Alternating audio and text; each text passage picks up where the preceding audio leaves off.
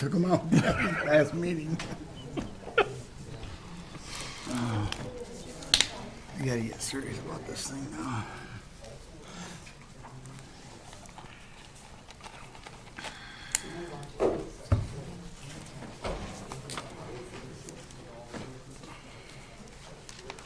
This is the best pair I've had in a long time.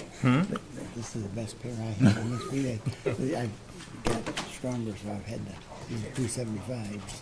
What are those? These are 275, but I'm gonna do 50s. Oh.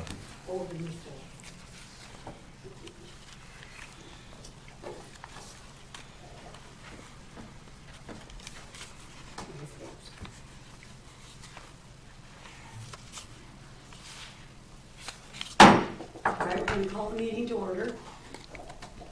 5:59. My watch is fast. Roll call. Ms. Howe? Here. Ms. Butler-Challenger here. Mr. Wishauser? Here. Mr. Benzie? Here. Mr. Funes-Bliss? Here. Ms. Kellerman? Here. Mr. Rosecrans? Here, Thank you. All right, for those who have your agenda, we're on 2, the civil reflections. Pledge of allegiance first, and then after the pledge, we'll take a moment for silence.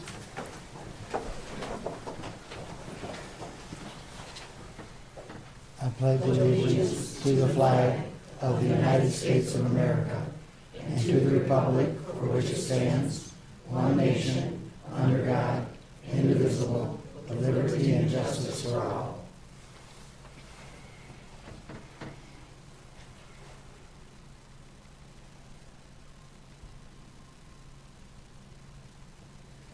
Thank you.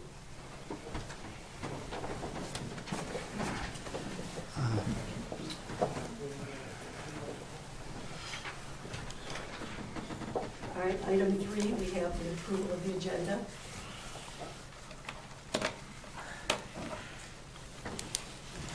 We have a second. Second. All right, I have a change that I'd like to make. Who made the motion? Like to approve the agenda? Yeah, I'll give it a second. Who made it? I second I heard that. I just didn't hear Marie make the. All right, what I'm looking for is the recognition of Gary Connolly for your police and fire board, to move it, the first page, to the disclosure, after the disclosure of conflict of interest and before the public statements. When I talked to the superintendent, I think in January, I think that's right, we discussed that when this would be done, and it was brought up that it would be the first of our agenda, but somehow it ended up 12. So I'm looking to move that. Are there any other changes?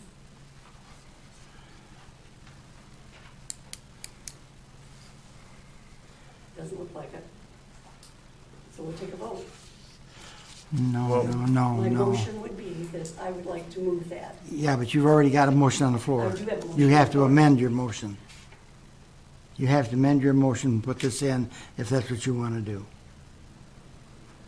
Yes. Why would I amend something I haven't stated yet? You just did. You Yeah, just just made did. the motion. So I'm making that motion to amend the agenda. No, your motion was to approve the agenda. No, my Without- motion was to amend the agenda. No. No. Yes, it was. All right, I will make a motion to amend, There's already a motion on the floor, Marie. That's okay, as long as you want to amend your motion. yes, I'll Yeah. amend my motion. Joe, are you okay with that? Absolutely. That makes me nervous, but that's okay. Why are you looking at me funny? I'm not looking at you funny, I'm just looking at you. You said you agree.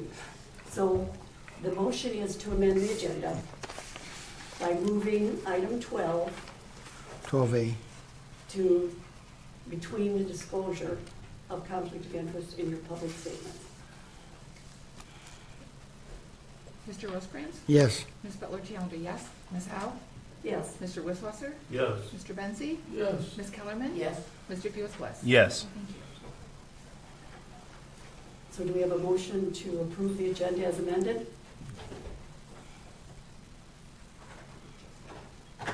We just did. All right, disclosure of conflict. Do we have any? It doesn't appear to be. It's so good to see such a full house. I love it. So thank you all for coming. All right, I need Gary. Is Gary Conley here? Did we do disclosure of conflicts of interest? There was none.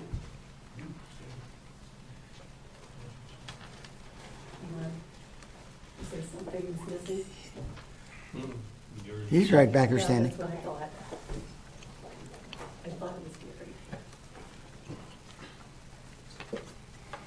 All right, for me, it's great pleasure to introduce Mr. Gary Conley. For those who do not know who he is, he's been a volunteer, a most outstanding volunteer for Bath Charter Township. And for those who don't know Gary, and I don't know if everybody here does know him, for those who don't know him, the dedication to our township has been an outstanding volunteer. And the reason for this is the Police and Fire Board, which I do see both chiefs here, so I'm very, very happy to see you here, for over 40 years. That's what he's doing. 40 years is a long time. It says, over time, Bath Charter Township has given him a small stipend, which I hope covers the gas, for him to go to and from. It says, for those who may not have known Gary, and I'm not sure how many of you here know him, Gary has been a volunteer for the Police and Fire Department, like I say, for 40 years. It says, over time, Bath Charter Township has given him the small stipend, said that. So we're all set with that. He's a very special volunteer. For those many years, he's volunteered his most precious gift, his time. And that means a lot to, I think, all of us that are here. Our township's boards, commissions, and committees would not be able to function without volunteers. So let that be known. Gary, I present to you a very small token for all the years that you've been here. We'll fix it. Thank you. Yeah, so you know it.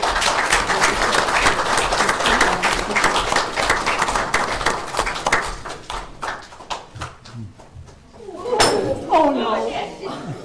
Oh, that's all right. That's the end of that. No, it's not. No, it's not. There's another one ordered. So don't worry. Looks like you can't retire now.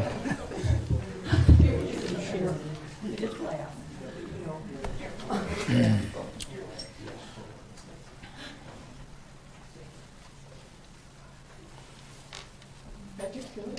I love this township and the people in it. I also love this building and the people that worked in it. Especially the police and fire board. The police department, the fire department, and the EMTs. Their work keeps us safe. It was an honor to serve on that board. So stay safe, stay strong. Thank you.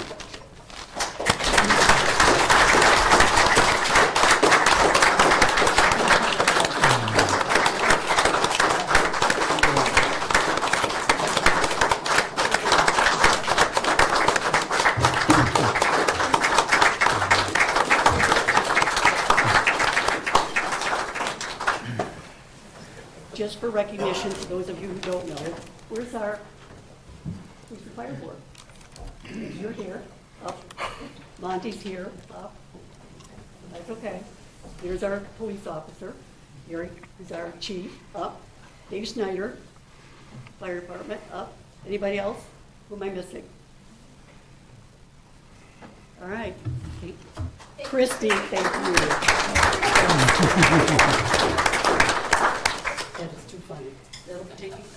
Are you glad you ordered that second one now? Yes, I am. I'm very happy I do. And then he can take it home with him.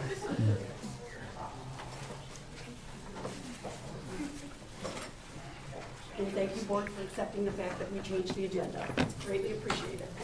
But Gary had to go. He has a sick wife at home, so that was part of the reason why he was here very quickly and left very quickly. All right, public statements, number 5, for anybody who has the agenda. Is there anyone that wished to speak? Look at this crowd, my goodness. I don't see anybody from the county, state, or federal. Dwight must not be here, or fed, okay. All right, we need to vote on the consent agenda. I'll make a motion to accept the consent agenda. Thank you. Second. Ms. Howe? Yes. Mr. Wisswasser? Yes. Mr. Benzi? Yes. Ms. Kellerman? Yes. Mr. Funes-Bliss? Yes. Mr. Rosecrans? Yes. Ms. Butler Challenger, yes. Okay, our next item, which would be 6, for those who have an agenda, is the approval of the minutes. The minutes from the special meeting of January 17th. By the way, it was incredibly successful, so thank you for those who were there. Maybe care if we do them both together? We can do them together. I'll make a motion to approve the minutes of the Board of Trustees special and regular meetings of January 17th as presented. Support? Mr. Wisswasser? Yes. Mr. Benzi? Yes. Ms. Kellerman? Yes. Mr. Funes-Bliss? Yes. Mr. Rosecrans? Yes. Ms. Butler Challenger, yes. Ms. Howe? Yes. Thank you. Item 9 is the approval of your vouchers for 2022 and 2023. I'll make a motion to approve the 2022 and 2023 vouchers as submitted. Second.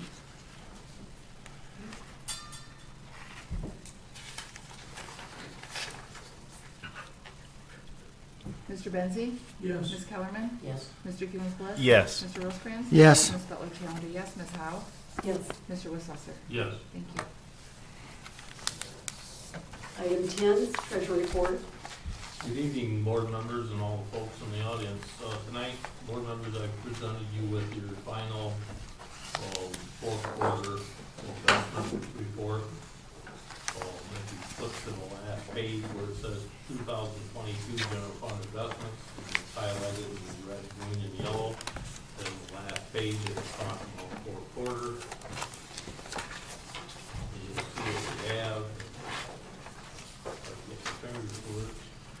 The red line is highlighted is a representation of our ARPA funds and what we have in fund balance of our ARPA funds, separate from everything else. And if you look back along about the second quarter or so, we was able to take and start earning interest on that. So we have interest that includes our interest year to date for the fourth quarter of $1,278,801.21. The second line is the total general fund total for everything. That includes everything in the general fund, both cash checking, sweep, and the investments of $4,640,572.84. And then the bottom line is just your, what's by statute is required is just your investment securities that we do hold. We have investment securities of $3,993,477. If you look past that and you look to the second page, I give you the page that has, it says on the top, and it's highlighted on the right, left-hand side in yellow, is the general fund, and then you'll see the detail of all the different securities that we hold in that general fund.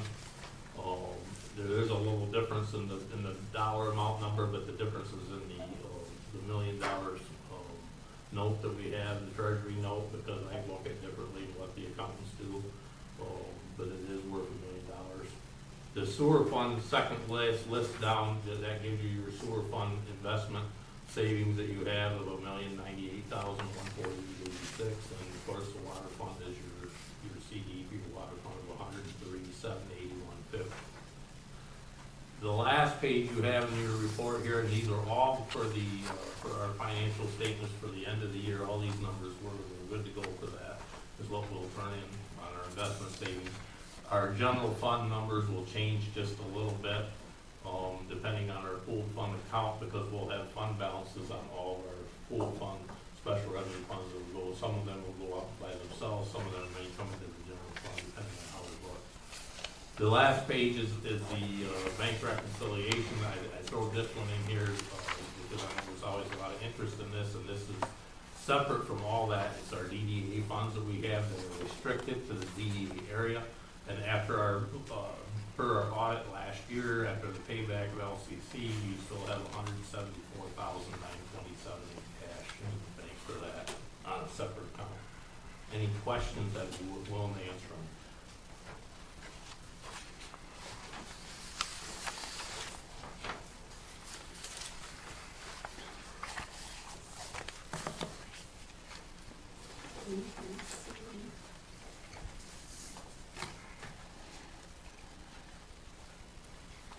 Doesn't appear to be any more questions. There you go. I'm done for that. You're done for that.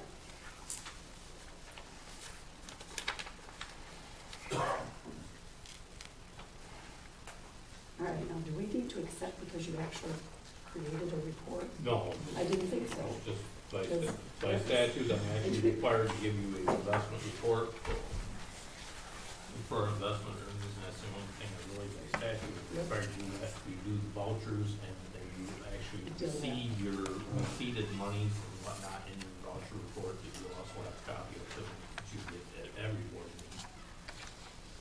Okay, we have item 11, which is your committee appointments. That's mine. So what I've got is your public art committee, which is, I'm not going to slaughter Michael's name, Yuma, and Heath, that's with an H, got that one right, Lance, and Paula Bierman. And those are the three that I'm looking at to start our new members or our new committee for our public art.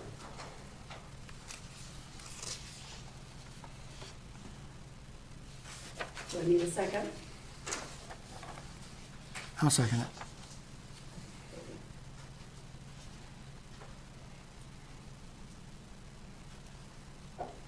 In a roll call. We're appoint the following to a public art committee: Michael Keith, Paul. for terms ending December 31st, 2025, and Paula with a term ending December 31st, 2024. Correct. Ms. Kellerman? Yes. Mr. Funes Bliss? Yes. Mr. Rosecrans? Yes. Ms. Butler Challenger, yes. Ms. Howe? Yes. Mr. Wissaucer? Yes. Mr. Benji? Yes. Thank you. Okay.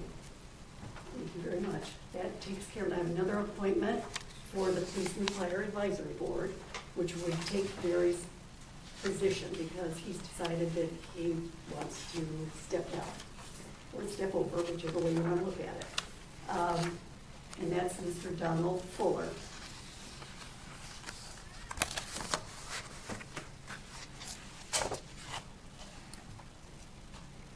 I need a second. Second. Marie, are you making a motion for these? Yes, I am. Will you say it out loud so we know what the motion is?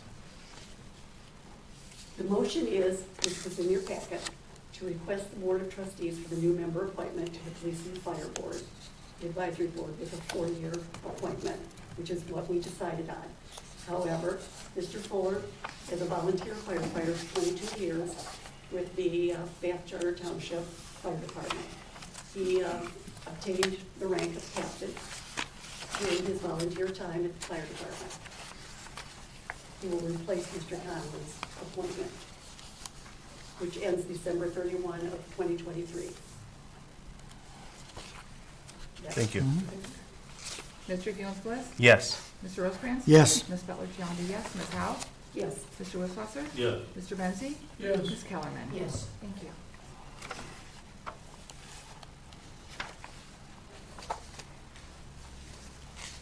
We've already taken care of recognition for Gary Conley, so we'll go to 13, unfinished business. That would be in your agenda. Items for introduction and discussion, there doesn't seem to be any. but items for action, meaning there needs to be a vote. So is someone going to make a motion? A motion for what? Items for action, 5-year park and rec plan. Can we get an introduction of that? Provide if that would be okay. Oh, sure. Okay. It just says items for action, so, nope, that's good. Okay. I just have answered to some questions that board members had at the previous meeting that this was discussed. So looking at, I know specifically trustee Pugh-Sliss had some questions about, more in depth what the budget was looking like as well as the scope of work related to that budget. I spoke to Williams and Works project manager Tanya, who is also here tonight. If you have any further questions, she can certainly answer those for you. But to provide more information, the initial cost of $13,320 is strictly the updating of the plan, which includes the design layout, rewriting, attending recreation meetings. The community engagement options that were listed are in addition to that cost. After speaking with Tanya and discussing the engagement options that I thought would work best with the community, I suggested that the online community survey and then 2 pop-up events that would most likely happen during the summer, such as at the farmers market or summer solstice or some other event that would be happening within the community, that those would be good additions to that. As for the submission of the plan and paperwork to the DNR, I don't think that that's necessary. Staff can certainly handle that, so we don't need to incur that additional cost. So with the additions of the suggested community engagement, the total price for the Parks and Recreation Plan update would be $18,215. I also included the prices for the other 2 proposals that were submitted to the Recreation Advisory Committee, just to give you an idea of where this cost ended up. So one of the other proposals was $18,000 even, and then the higher one was $19,500 for similar services being offered. I also mentioned during the last meeting that Planner Robler and I were both very interested in also having this company work with us for the updating of the non-motorized pathways and trails plan, which needs to be completed this year by the planning department. They would be able to combine the community engagement efforts with that of the Parks and Recreation Plan update, so that we're not burning out the community with multiple community engagement efforts. I've heard already that people feel surveyed out after the broadband survey and some other surveys that we've had. So if we can just combine those into one survey instead of having 2 surveys happening and multiple community events happening, I think that that would be a better use of everyone's time and would hopefully get us better participation.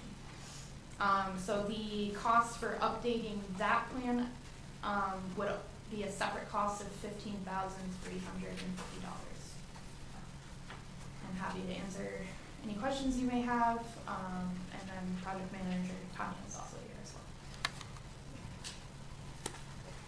So on page 28, the budget, we're talking about the first number, the plan update, plus option A and option C Correct.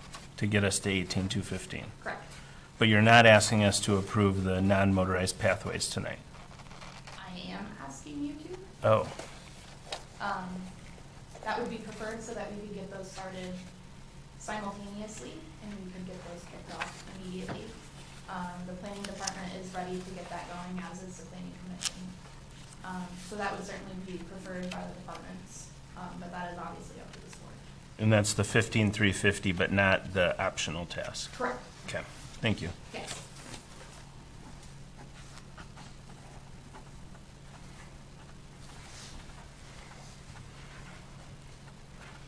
Is there any other questions?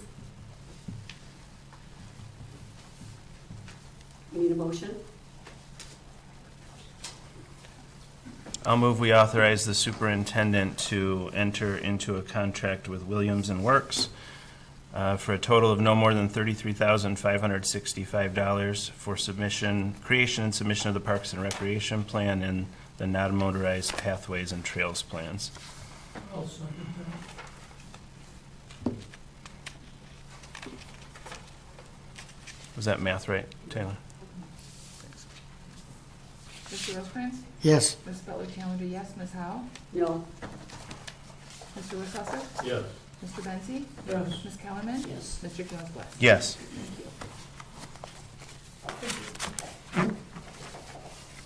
All right, we're on 13B. That would be the Bath Township fee schedule. Where do you go? Oh, so where are you? All right.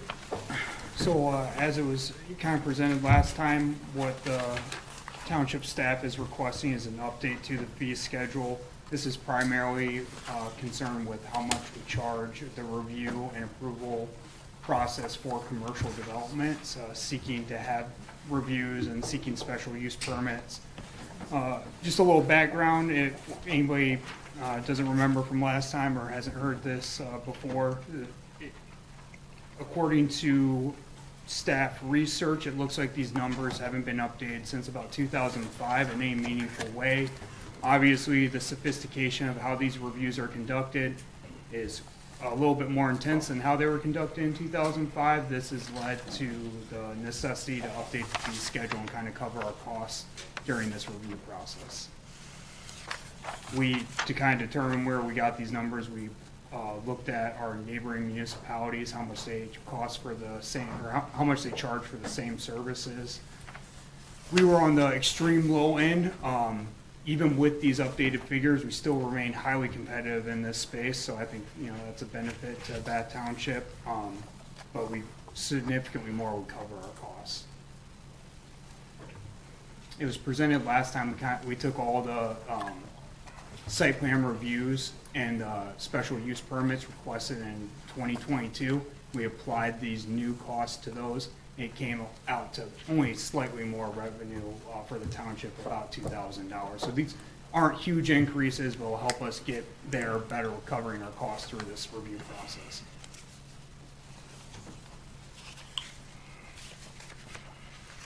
Any questions? All right, thank you. Thanks, Miles. Do you have a motion?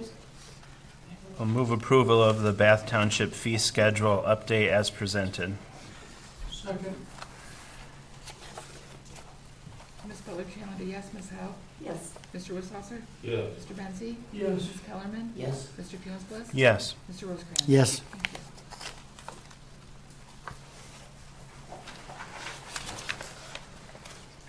You sat down too soon. We're now at C, which would be also for 13, unfinished business. The Big B special use permit. Yep. So this is a land use permitted by special use permit here in Bath Township. This is looking to locate off of Saginaw Highway in a Myers outlot. The configuration for this development would be Myers would still maintain ownership of the land, and they will maintain ownership of, the drive to be installed, all the landscaping that's going to be done, and then the facility itself will be owned by Big B Coffee, and they'll have a lease agreement with Myers. They provided a copy of that agreement and several other agreements in place, maintenance, drainage. So it'd be a partnership between those two entities, approved at this board's pleasure, obviously. The type of Big B Coffee facility that we're talking about here, if anyone hasn't seen the materials or any of the plans up to this point, would be a drive-through only Big B, so they're not encouraging or looking for people to come in, dine in, or come up and order in person via, by non-motorized methods. They want you to come in your vehicle, get your stuff, and get out of there. Yeah, so I think last time I said scoot out of there. They understand that. And developers are here tonight if the board has any more questions than that. Yes. I noticed the other ones have a walk-up. This one will not have a walk-up? I believe there is a sidewalk up to it for the employees, but it's not designed in nature to encourage walking up to the facility. Correct, yep. The people at Myers were wondering about how quick it would be done. They've got your phone number and they're ready to come and buy coffee. What do you guys think for your timeline? Just, I know it's, you know, it's hard. Late spring. Yep. Are all the proposed conditions updated? Yes, yep. Yeah, what's included in your packet are the recommended conditions from staff and the conditions approved by the planning commission recommended. I have only one question. Are you gonna serve tea? Yes. Not a coffee? Love the smell. Oh my God, I love the smell. Not the flavor. Thank you. Yeah. That's good to know. Marie. Oh, I'm sorry. You need to rattle. Miles, since this is going to be owned by Meyer, the land, right? The building is leased by the, So Big they, B? they own the building, they're leasing the space. The configuration is similar to like a mobile home park. The land is owned by the park and the facility itself is owned by the tenant. who will be assessed then on the value of the actual facility? Ooh, that is an interesting question. I don't know if I have that answer for you, but I could get that answer. I'll have to get with that. She's in her own way. You'd like her. It's not a deal breaker, I'm just curious. Okay, I can get you that answer. What you? Yeah, that would be great. Any other question? Okay, we need a motion. I'll make a motion to approve the Big B coffee special use permit. Second? Second. Ms. Howe? Yes. Mr. Wisswasser? Yes. Mr. Benzi? Yes. Ms. Kellerman? Yes. Mr. Funes Bliss? Yes. Mr. Rosecrans? Yes. Ms. Butler Challenger, yes.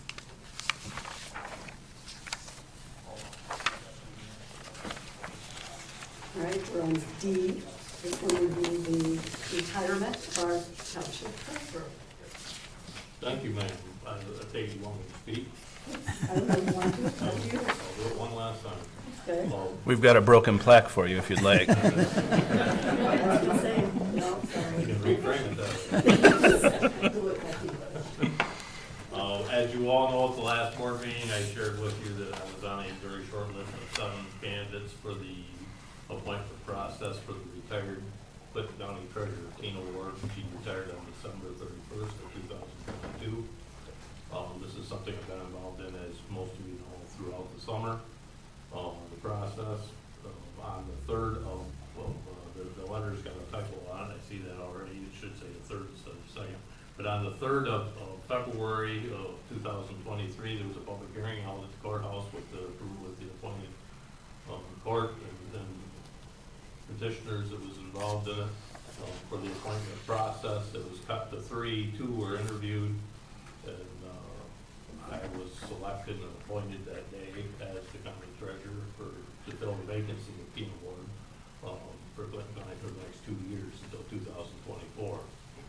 The process is something that's, timing is super huge with where we're at with taxes and tax settlement. We're coming up on tax settlement March 21st. The county treasurer has to settle with 16 townships in Clinton County and 6 cities. The villages all settle in September, so you miss out on 6 there. So it's a very important time for all their townships and for the county. This is a very detailed thing, and I'm very honored to be selected. I'm choosing to retire for pension purposes. It works better with going to the county. You have a couple of ways you do that, but that's the best way that works for me. So I'll be retiring from Bath Township, and I've accepted the job, and I've signed my certification letter. I have not been sworn in yet. It won't be until February 15th. My last day here is planned to be February 14th. Entertain any questions or anything you got. It was an honor to serve the township for 21 years, and I'll miss it.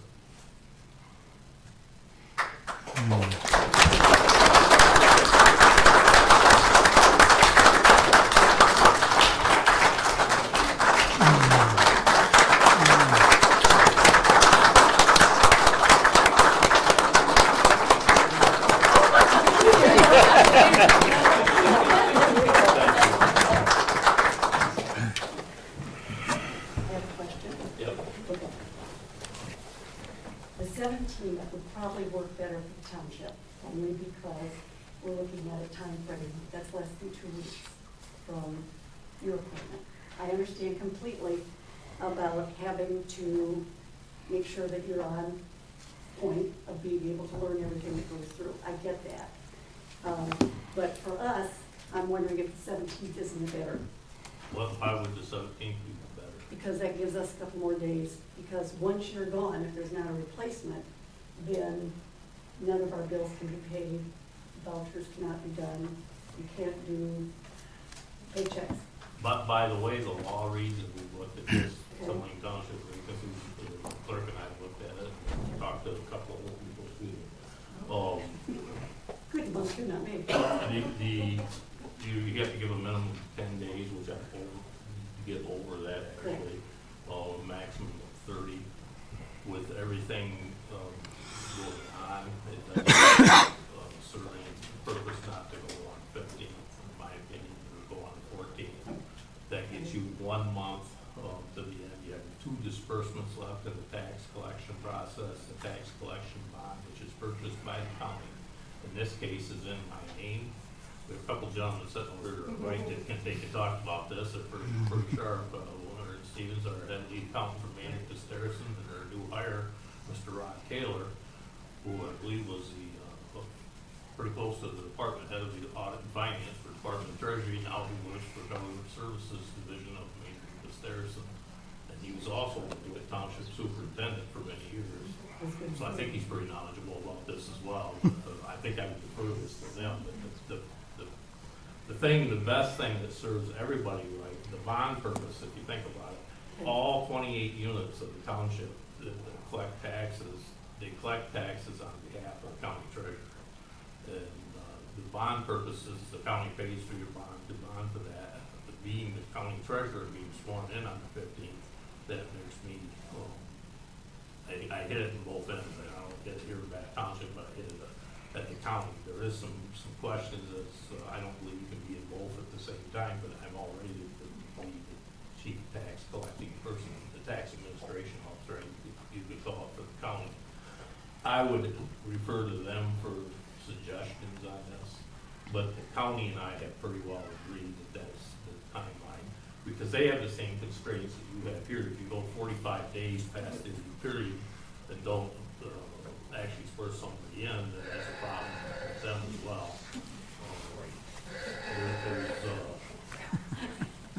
There's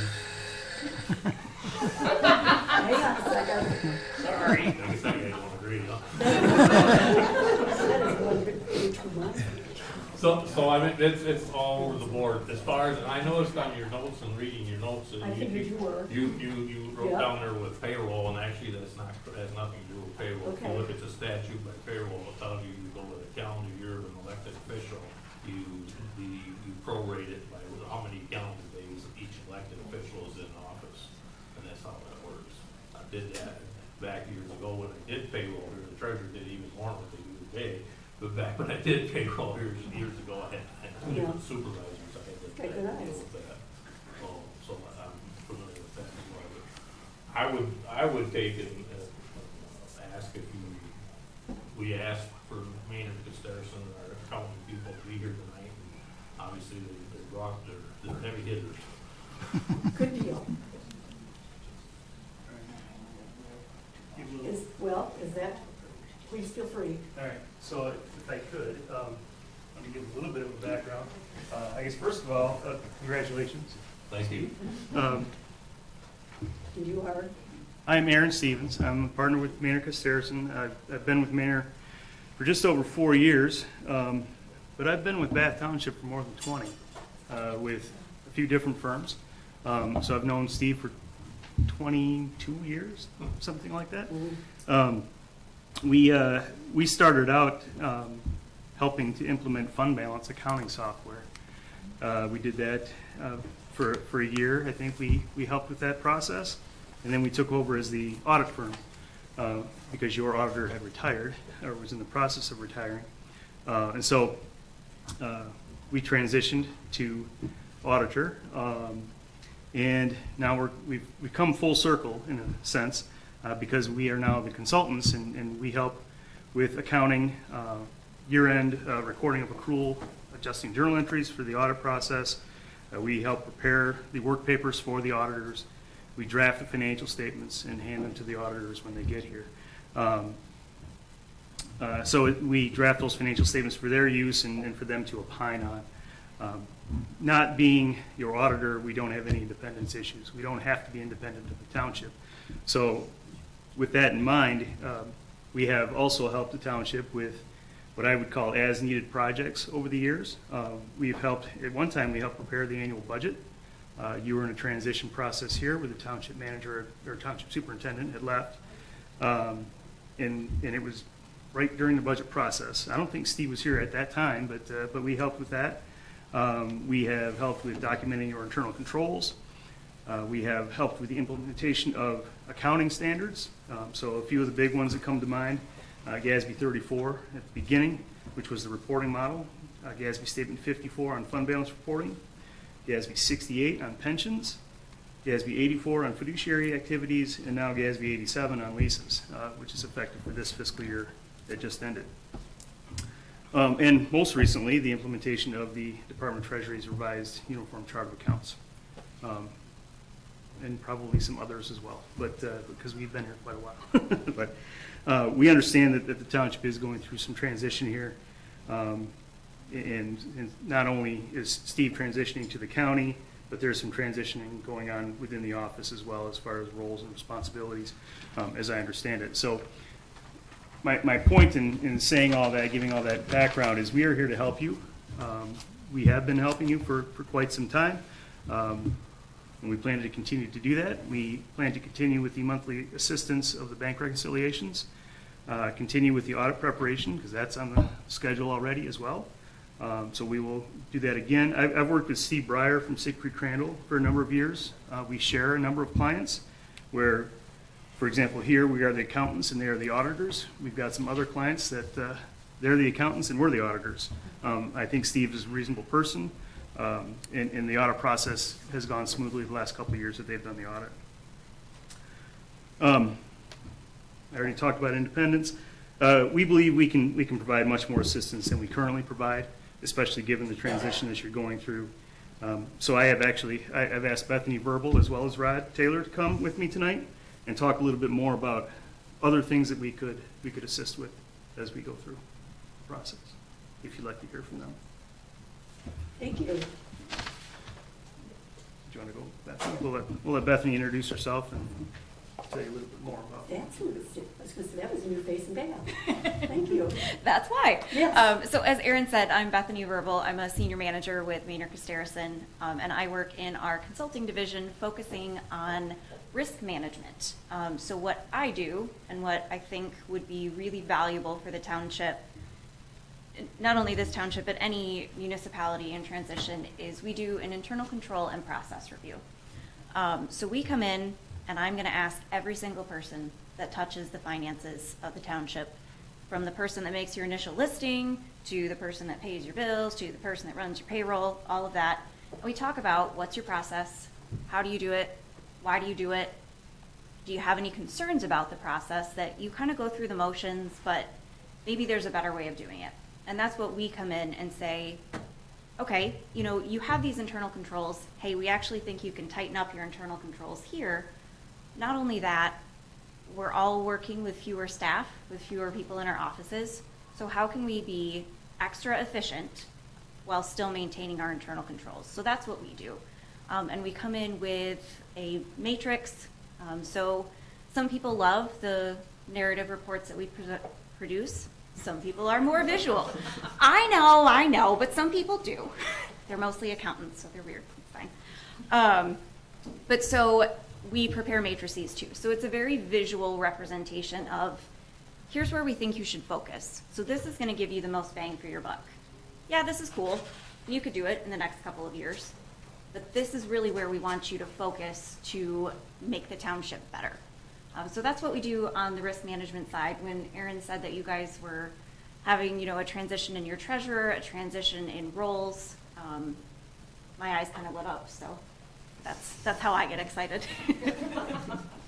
So that's what I wanted to tell you about risk management. Nothing weird about that. Nothing weird. Thank you. Rod? Thank you. As Steve said, my name is Rod Taylor. I had the honor of working with Steve on the SCUMA board a number of years ago. So I appreciate, as Aaron said, all your service and commitment to this community, as well as all the residents of Clinton County. As mentioned, my background, I spent 27 years working in local unit of government, helping them in different capacities. The last 5 years I actually spent at the state of Michigan. Don't boo. But we were there to help as well. And so in that role, we assist our local units of government through education and training, as well as identification and assistance to those local governments that had significant challenges, operational, physically. One of the things that Manor has been seeing is more and more requests for additional consulting services. As he mentioned, we do special projects, and this is an example of those special projects. Us bringing in additional expertise to be able to assist our local units of government to strengthen themselves physically, as well as improve whatever they need to do to achieve their strategic goals and directions, ultimately trying to be vibrant communities around the state. So while we have lots of accountants and CPAs, I am the square peg in the round hole at Manor, and trying to bring those additional services that our experts here may not bring. So feasibility studies, budgeting, state compliance, state reporting, grants. I mean, you name it. Anything else outside of that normal accounting CPA role, I can be able to bring assistance to the community. So, Thank you, that's appreciated. I have a question. Aaron, when you mentioned that there are changes in the township, could you elaborate on that for as far as you know? Changes in, well, with Steve leaving, you're going to Right. have to appoint a new treasurer. Yeah, well, that's a big change. Yeah. Yes. There was also some discussion of moving the responsibility for the general ledger to the clerk's office, away from the treasurer's office, which is actually where it belongs. Statutorily a clerk duty and function.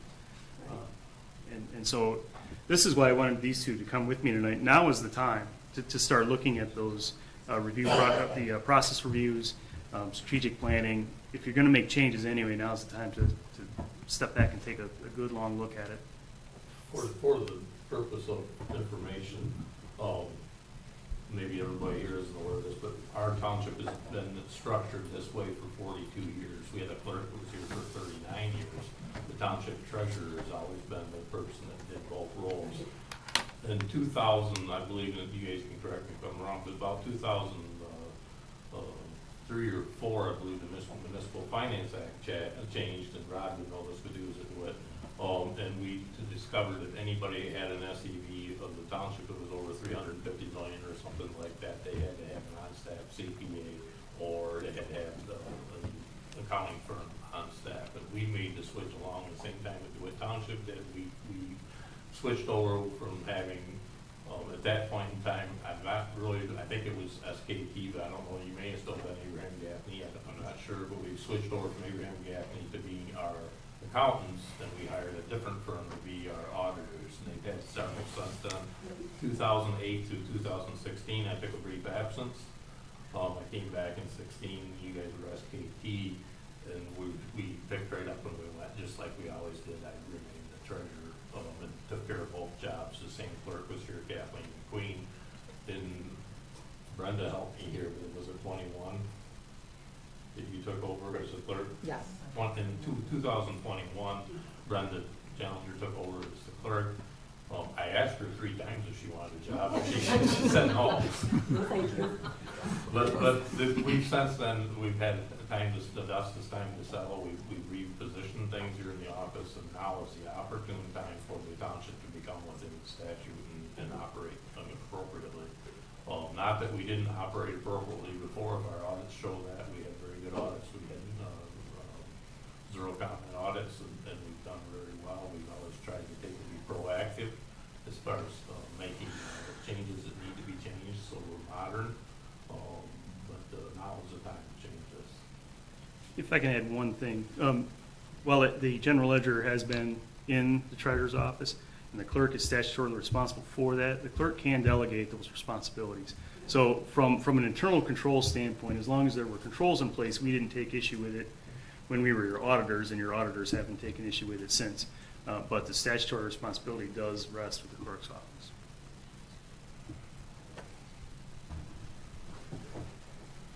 Not necessarily a question from you, maybe a question from you. Are we looking for an overview? Is I that- think the reason why they're here tonight is there's been a lot of speculation That's true. by the board back and forth and whomever as to what the right direction is to go. But you have something here you need to do tonight. The most important thing is you need to fill the vacancy. What you choose to do down the road, if you choose to, and maybe you do use down the road, go to a finance director or a stronger suit of government, that would be up to the board to decide at that point in time. But right now, you can fill the vacancy. And what Maynard is trying to tell you here, what they're here for, is they have the tools to be able to take and transition the clerk over to the general ledger, which takes a big load off the treasurer's office. And you don't have quite as much to be responsible for in the treasurer's office. But here's the thing. The question was posed to me the other day, and I believe the clerk did it, and asking how much of the general ledger duties and the audit duties and everything that I do fall under the treasurer, and how much of it falls under the clerk's office. And I made a very honest answer to that. I did it for so many years, 21 years. I can't remember exactly what's 100% one way, what's 100% the other way. The only thing I can tell you is we've always did very well with our internal controls and keeping it separate as we needed to, because we've had good help. And like I said, I've worked with Aaron, like he said, I've worked with Aaron for many years. Then I've worked with Rod for quite a few years. I'm sorry I didn't include you in the introduction.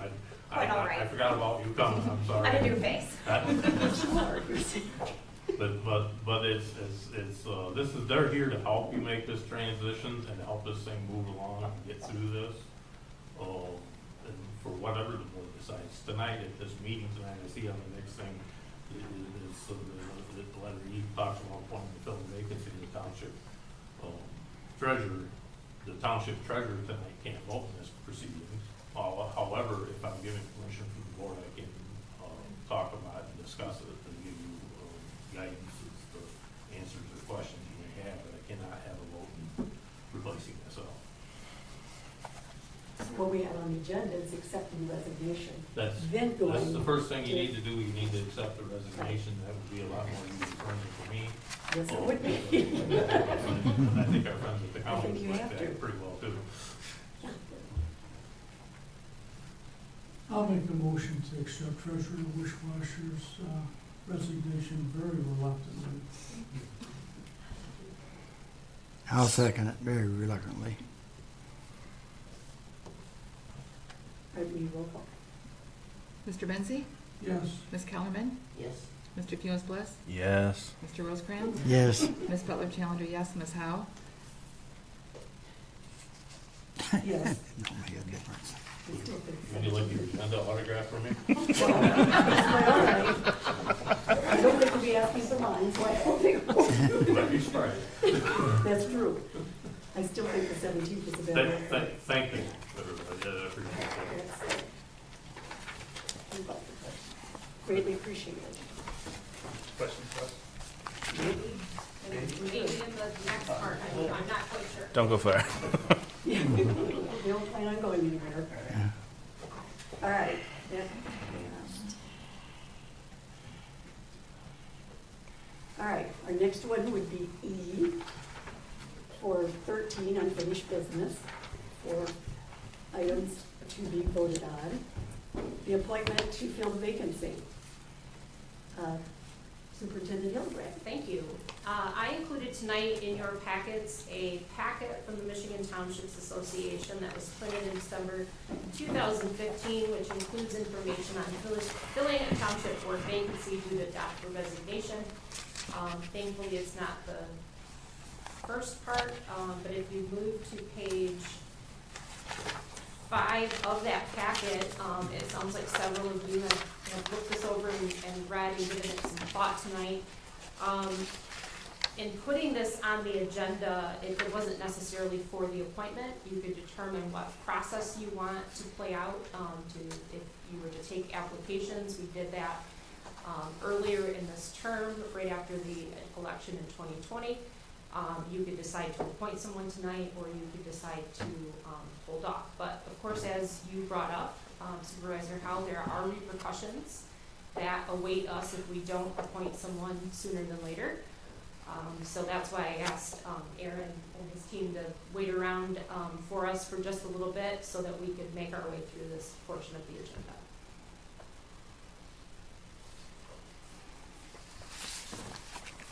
Those questions? Steve, what is your recommendation?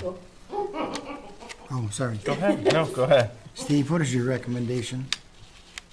I would recommend that you make an appointment to fill the vacancy for now and research this. And with Brenda being willing to take over the general ledger, this is your prime time to take and utilize me because there's some of your services and the risk management for a piece of it as well, and research this and use this as a time as a hinge, nothing more, to take and hinge yourself into the next process and be able to move forward.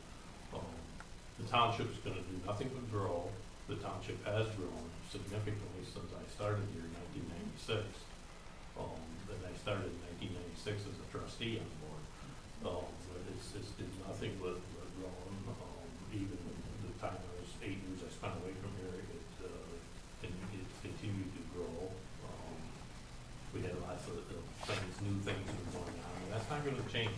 It's going to stay the same.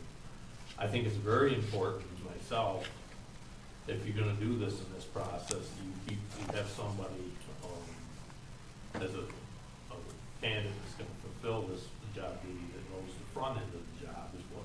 You have that option right now of the front end of the treasurer's job and the receiving end and the things. That's one of your options you have.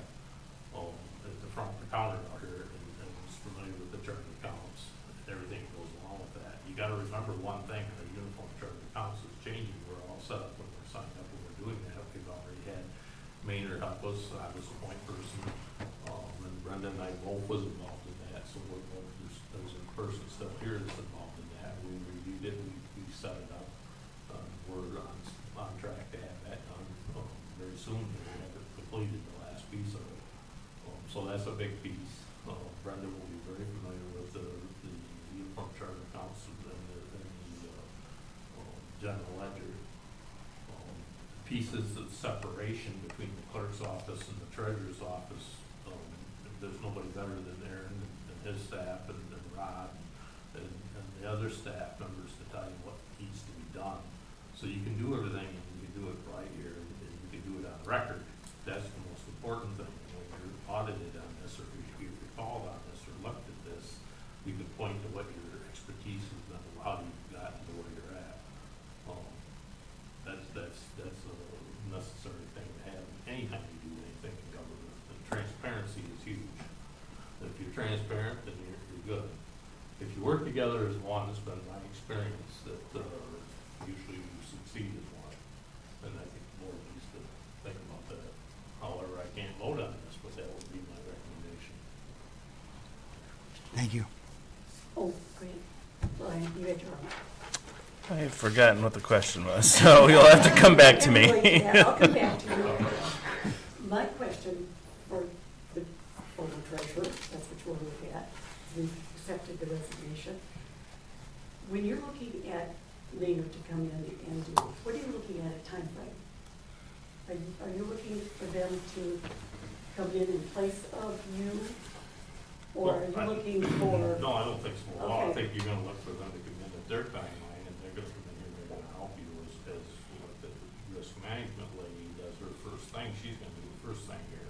You come in here and she's going to take and evaluate the situation. Maynard's going to be here already because on March 27th, you're scheduled to be here for the audit prep. In which case, most of my stuff for the audit prep is already pre-done. I've been working on that. I worked 4 Saturdays in a row after the first year to get things kind of ship shape. Anticipating that I was going to be forced with this scenario because I knew a little bit of what was going on. I knew I had a chance. So that's done. But they're gonna come in here and they're gonna do that, they're gonna do it, but they're gonna do their job. I'm not convinced how that all scenario works out, but the timeframe, that's what they're gonna do. Their person's gonna be here, that's here every month or so, doing bank recs. He's actually part of the financial, draft of the financial works. He's part of that team, he's on that team as well as doing what he's his outsourced work that he does. So he's gonna be here, Adam's gonna be here, Dane's gonna be here, I don't know if Darren will be here or not. But that'll be who will be here at that time. How the rest of it plays out from there, that's all them. I'll be available as I am,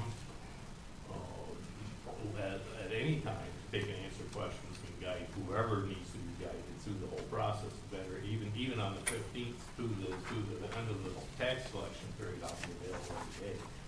Oftentimes, what people don't realize, I've got a big job to fill. Usually the county treasurer, Tina Ward, was everybody's mother hen. She waited on everybody, and all the 28 units called her with issues and everything else, and I was kind of shocked. And when I went through the interview process, they didn't talk about that. And they asked me if I had anything to add, and I said, yeah, I have a vision. And they says, what's your vision? And I says, well, as a township elected treasurer, I says, the treasurer's worked here for many years. I says, I think that I've always been envious of our assessors association in the county, and the clerks and all them. They all have extra meetings and they have educational type meetings. They do 4 meetings a year, or 5 meetings sometimes, or 4. Treasurers do 2 with all their units. And it'd be nice, that's my plan. I would like to see the treasurers have speakers like Rod come in, and like yourself, Aaron, and whomever else that benefit the county. Because if you don't read on your own, you don't take the initiative to read. Whoever takes this job has got to do a lot of reading. And then if you don't take the initiative to read, you're not going to get it. Because there's a lot to get here. And it's, we're the second highest taxable value there is in Clinton County. Our township is worth $504 million in taxable value. We're behind Witt Township by $100 million, or 602. And what that means is all the taxable units that's in this township provide that dollar amount throughout different units in the county. And that's what makes it special down here. I didn't so much do this to get elected or get appointed to this position, but BAF did this for me. Because BAF Township has got all the special programs that's used. Out of the 98 things that's done on the treasurer's calendar on a monthly basis for the 12 months of the year, BAF Township is directly connected to 37 of them. That's over a third. So over a third of the things that goes on in the county treasurer's office comes right from here. And that's a big deal. And that requires a lot of paying attention, and retires having great people like I've had for years. There's something there that's been part of my support. And the new treasurer will have to do the same thing, whether they have a general ledger or they don't. Because that's just the treasurer's piece. It's not the general ledger. That's a whole nother department, a whole nother side of it. Where if you take this and slide that to the clerk's office and her designee, or whoever she wants to have help her with that, in her department, that makes the load a little different, and it makes us within the law, and that's what we should be. Got another question. The clock starts tonight because the board accepted your resignation. So that means that 45-day increment that we have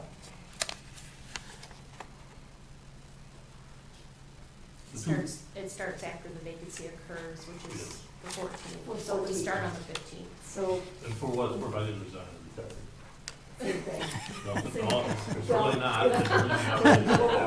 It's the same, you're leaving. Can't do that. So that's whatever.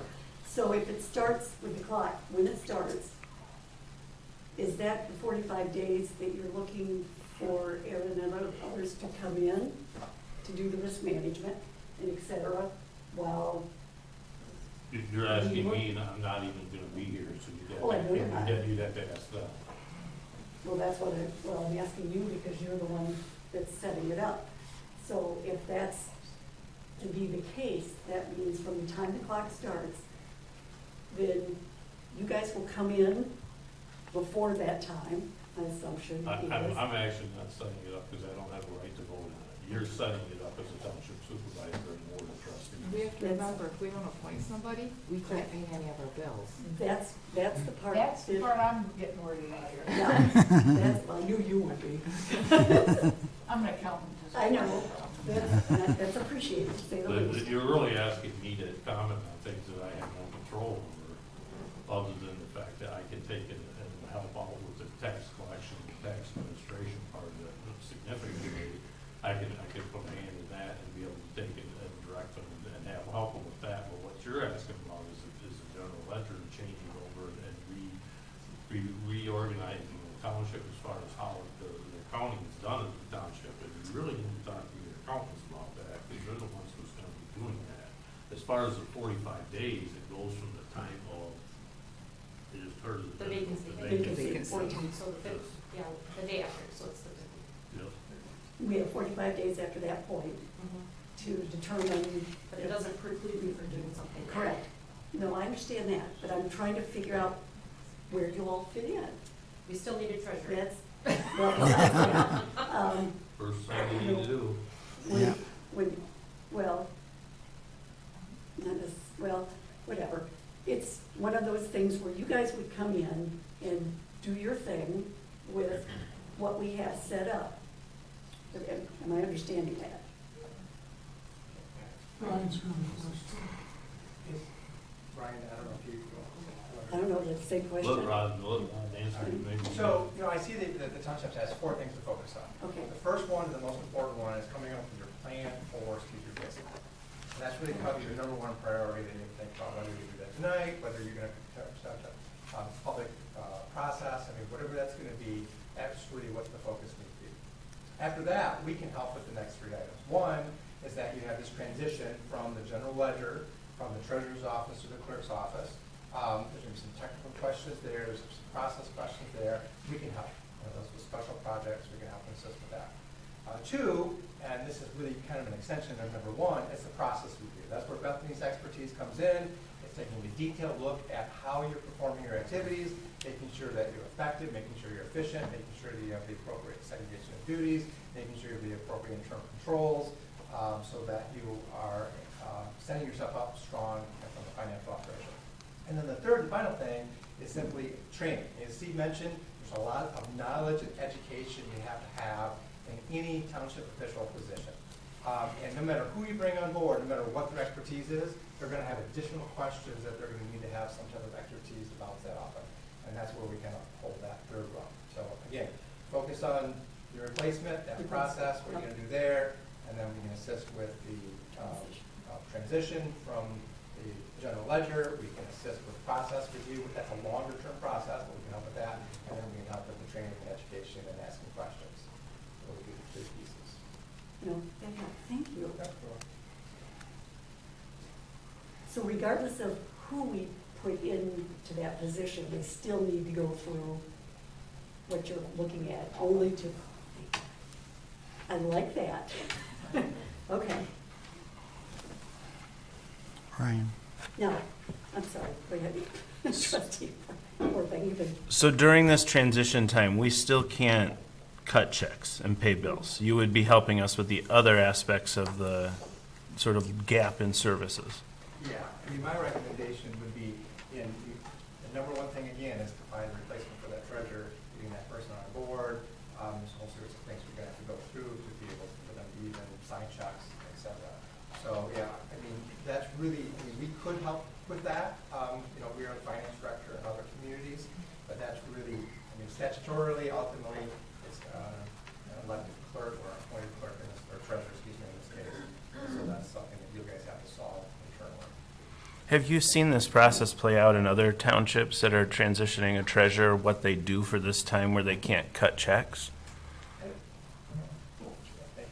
Like, are vendors considerate of that? Some, probably. People like to get paid. It's payroll checks also. Employees do too. So we can't pay payroll. Payroll, any checks. any checks, Yikes. yeah, it does put you in Can I ask one more question? a, What, have you all thought about, I'm sure you've thought about this, have you put pen to paper on how much this would cost to ramp up your services? Is it à la carte? Is it one package? I think that would help us understand as well. I mean, it's really, I would say it's more a la carte, it's as needed. You know, what you decide you would like to have done, we are there to help. If you decide you don't want the process for you, I mean, that's obviously it's the board's decision. But we are here anyway, performing the monthly bank reconciliation process. We're doing the audit preparation. It would make sense to bring us in to help you with the rest of it, to go through that process, that transition. But certainly that's your prerogative. Is it better to do a process assessment during a transition? Is there benefits to that, or would it be better to wait until someone has established what their processes are going to be in order to assess them? Your best bet is to do it while you're in transition, because then you can set whoever you bring in up for success. We can tell them, this is the township's vision, these are our controls, these are our processes. Anything we come up with is a living document, obviously, so if modifications need to happen with someone coming in, then that can. But generally, it is better to have something solid in place so that the person can come in and hit the ground running. Thank you.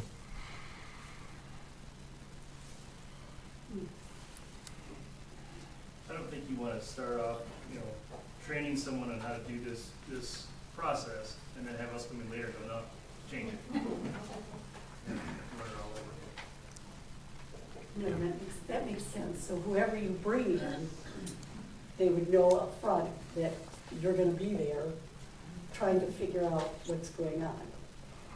That was kind of that's what I guess I wondered. So within that 45-day period that we have, how does that fit into you just make it fit in? Again, I think your 45-day period is an option, right? It is an option. You have between now and, what was the date? The 15th. The February 15th. 15th. Yeah, you have now, in the 15th, that's one time period, then after that, then you have another 45 days. Correct. So it doesn't include you from making a decision earlier or quicker regarding that. So, I mean, our assistance is gonna come in, do that whole entire process.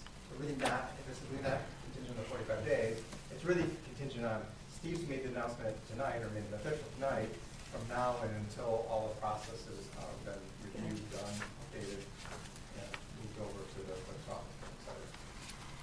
Well, thank you. Okay.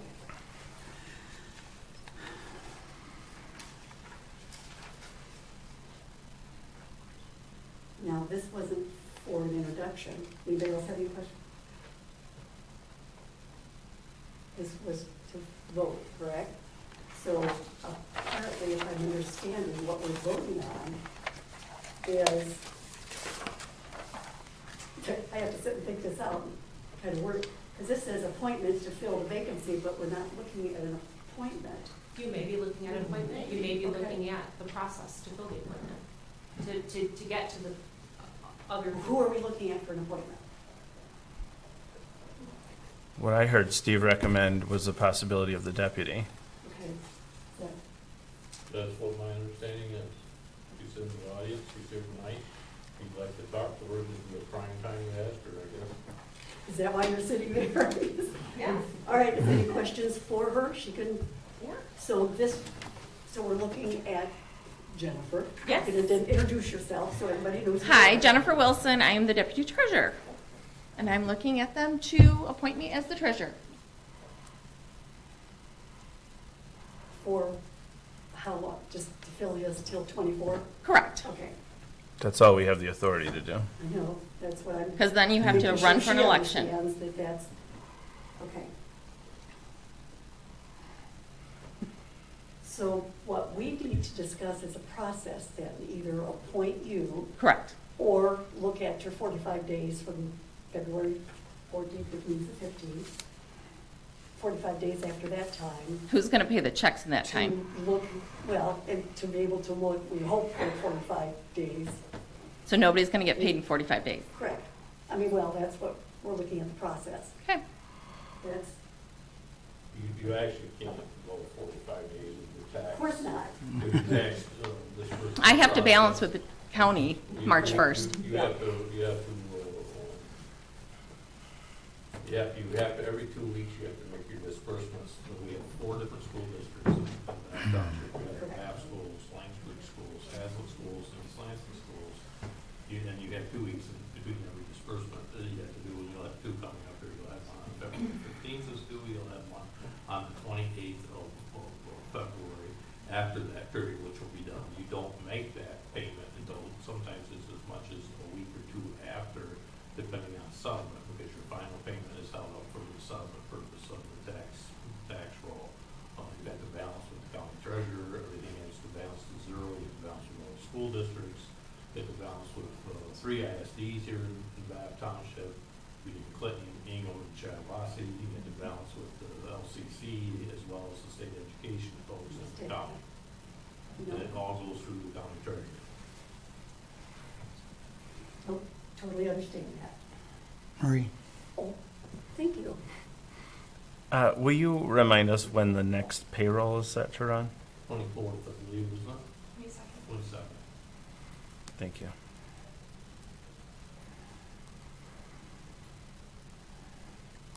We have one between.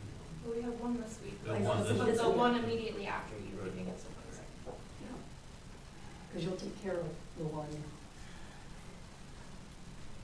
So basically for, Myself and the Just a- clerk's office, the clerk are the 2 signers on the payroll checks as they are on the general fund and the sewer fund and trust and agency and all the other checks that we have. We have 7 different accounts, 8 different accounts we have checks that we run checks through.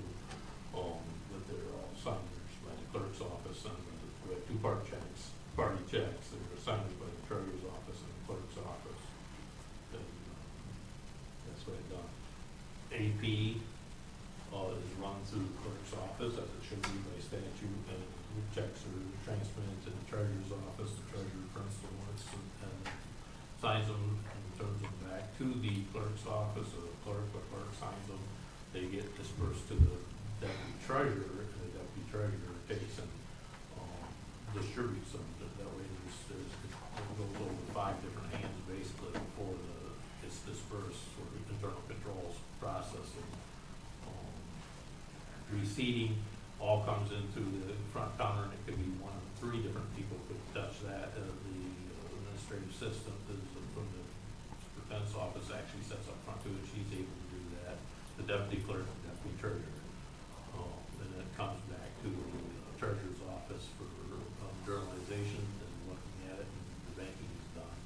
And then it goes back to the deputy treasurer, and it gets scanned in, and the process is taken care of. Taxes is a little different animal. However, all 3 of them people sets up front, including myself, could take in a tax payment.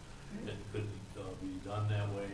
However, the deputy treasurer prepares the disbursement and transfers it to the treasurer. The treasurer takes and reviews it and makes the necessary adjustments if there is any adjustments to be done. There's many different kinds of adjustments that we're experiencing this year in the treasurer's world. PREs, principal residence exemptions, used to be done twice a year, July board review and December board review. This, now it's by state law, it was passed earlier in the summer here. The setting unit, the tax unit assessor can make the PRE adjustment, and they don't have to go through the board review. And that does throw a little wrench in the tax disbursement, because you gotta keep up with your questionable parcels report. And there's oftentimes you have to take and adjust it one way or the other. There may be people getting a refund or whichever way it goes. We also have a numerous amount this year of tax tribunals we've had in the township. We've had a couple of Andes. We've had a $168,000 one over on Chandler Road with the Club Spa Apartments and I don't know, I'm gonna call it the Rock, but that's the right one. Village. Village, there you go. And that was a huge tax tribunal, because that dealt with a prior period adjustment, which gets handled by the county treasurer, and comes back and they ask for a check from the treasurer on this prior period adjustment line item in the budget to handle that. But we also had one that they did 2 years, they did 21, and 22, and 22 was the current year tax roll. Current year tax roll sets with the township treasurer in this case, and the township treasurer had to go back and had to ask for East Lansing to pay us back $43,000, and we had to go back and deduct the money from all the other entities, the ISD, the LCC, and everything else. Them are things that happen that you have to pay attention to. It's all about cash flow. It's all about being on top of it. This is why I'm a little bit reluctant in seeing you take and wait 45 days to do anything here. I think you need to act on this. You need to put something in place and you need to do it. It was got brought up today. I didn't set a broadband meeting today, and it got brought up today. And she told me I would use this phrase because I like the phrase. You go to war with the people you have on here. It's part of your team. It's part of your army. You don't go out and find a new army. You go to war with your army. And that's what this is. It's a sad thing to think of today, but I like the phrase because it's true. You do what you have to work with. I think that I've tried to stay as neutral in this thing as I can. However, I do believe your best shot at getting to the end of the 24 is with Deputy Treasurer Wilson.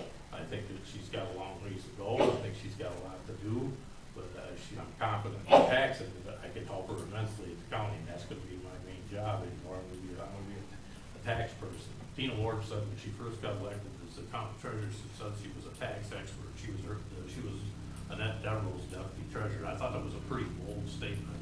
I've known her for my whole life. I think she was pretty close. But that's the thing. That's what you need to have. You need to have. You need to make a move here. You need to make a move. That move that you're talking about, you said the deputy treasurer does X amount of job. There is no deputy treasurer if you move up to the treasurer position. So what happens to that? Do you? Well, they would have to post the job. I would have to appoint somebody, but Right. we would So that's what take I'm asking. application. We would go through the hiring Oh, so you go process. through application. Just like I was hired. They posted the No, position and that's how I was hired. Supplement somebody in that position easier than what you can, if I'm not mistaken, guys. You can supplement somebody in the deputy's position easier than you can an actual treasurer. Because you have, as I mentioned, you have 3 different people out here that take and collect taxes. You have 3 different people that receive their monies. And if you think about all anything they're doing other than taking and mailing checks out and scanning in invoices and receipts and everything, that's what they're doing, the same thing the rest of the 3 are doing. They have titles of deputy treasurer. I've been a little bit Sammy on that in the last couple of years. I lost my deputy treasurer in 21, and it got brought to my attention. She told me, she said, you're gonna have fun selling with the county. You haven't done that in 8 years, and I hadn't, because I came back here in 2016, and I was a team player, and I molded in and did what needed to be done. But you know what? I settled in 3 days. I think I was settled ahead of most of the townships in the county, so I wasn't too concerned about that. But I'm a little bit samey about that because I wanted to make sure I knew what was going on, what was going on. But in the same sense, I made sure I learned what I needed to know, and that's what the deputy treasurer will need to do. So the process we're looking at is, sure. Yes. Brian has had a question for about 10 minutes. I'm sorry, I talked too Oh. much. I mean, everything. Is that what you're waiting on? No, I just wanted to. Thank you, Joe. I didn't want to interrupt you. You were on a roll.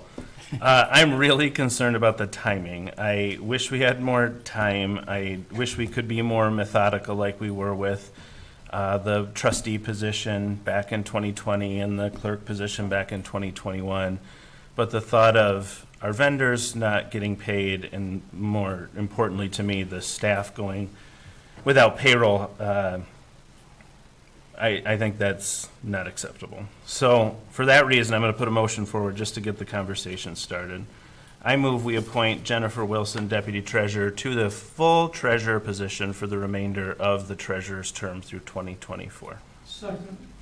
Effective when? Well, that's, you didn't say effective with. February 15th, 2023. I don't want to be out of a job today. All right, I have a Thank you. question. I was gonna point out that the treasurer's retirement begins at noon On the 14th. on the 14th. So I would suggest that 12:01.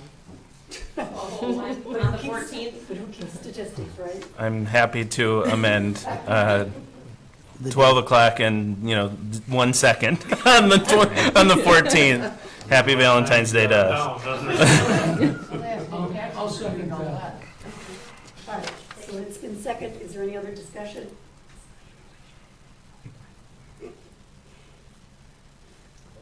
When you speak to this, we've got, and I understand exactly what you're saying, because that is a concern, that no checks can be written. But if I'm understanding the timeline,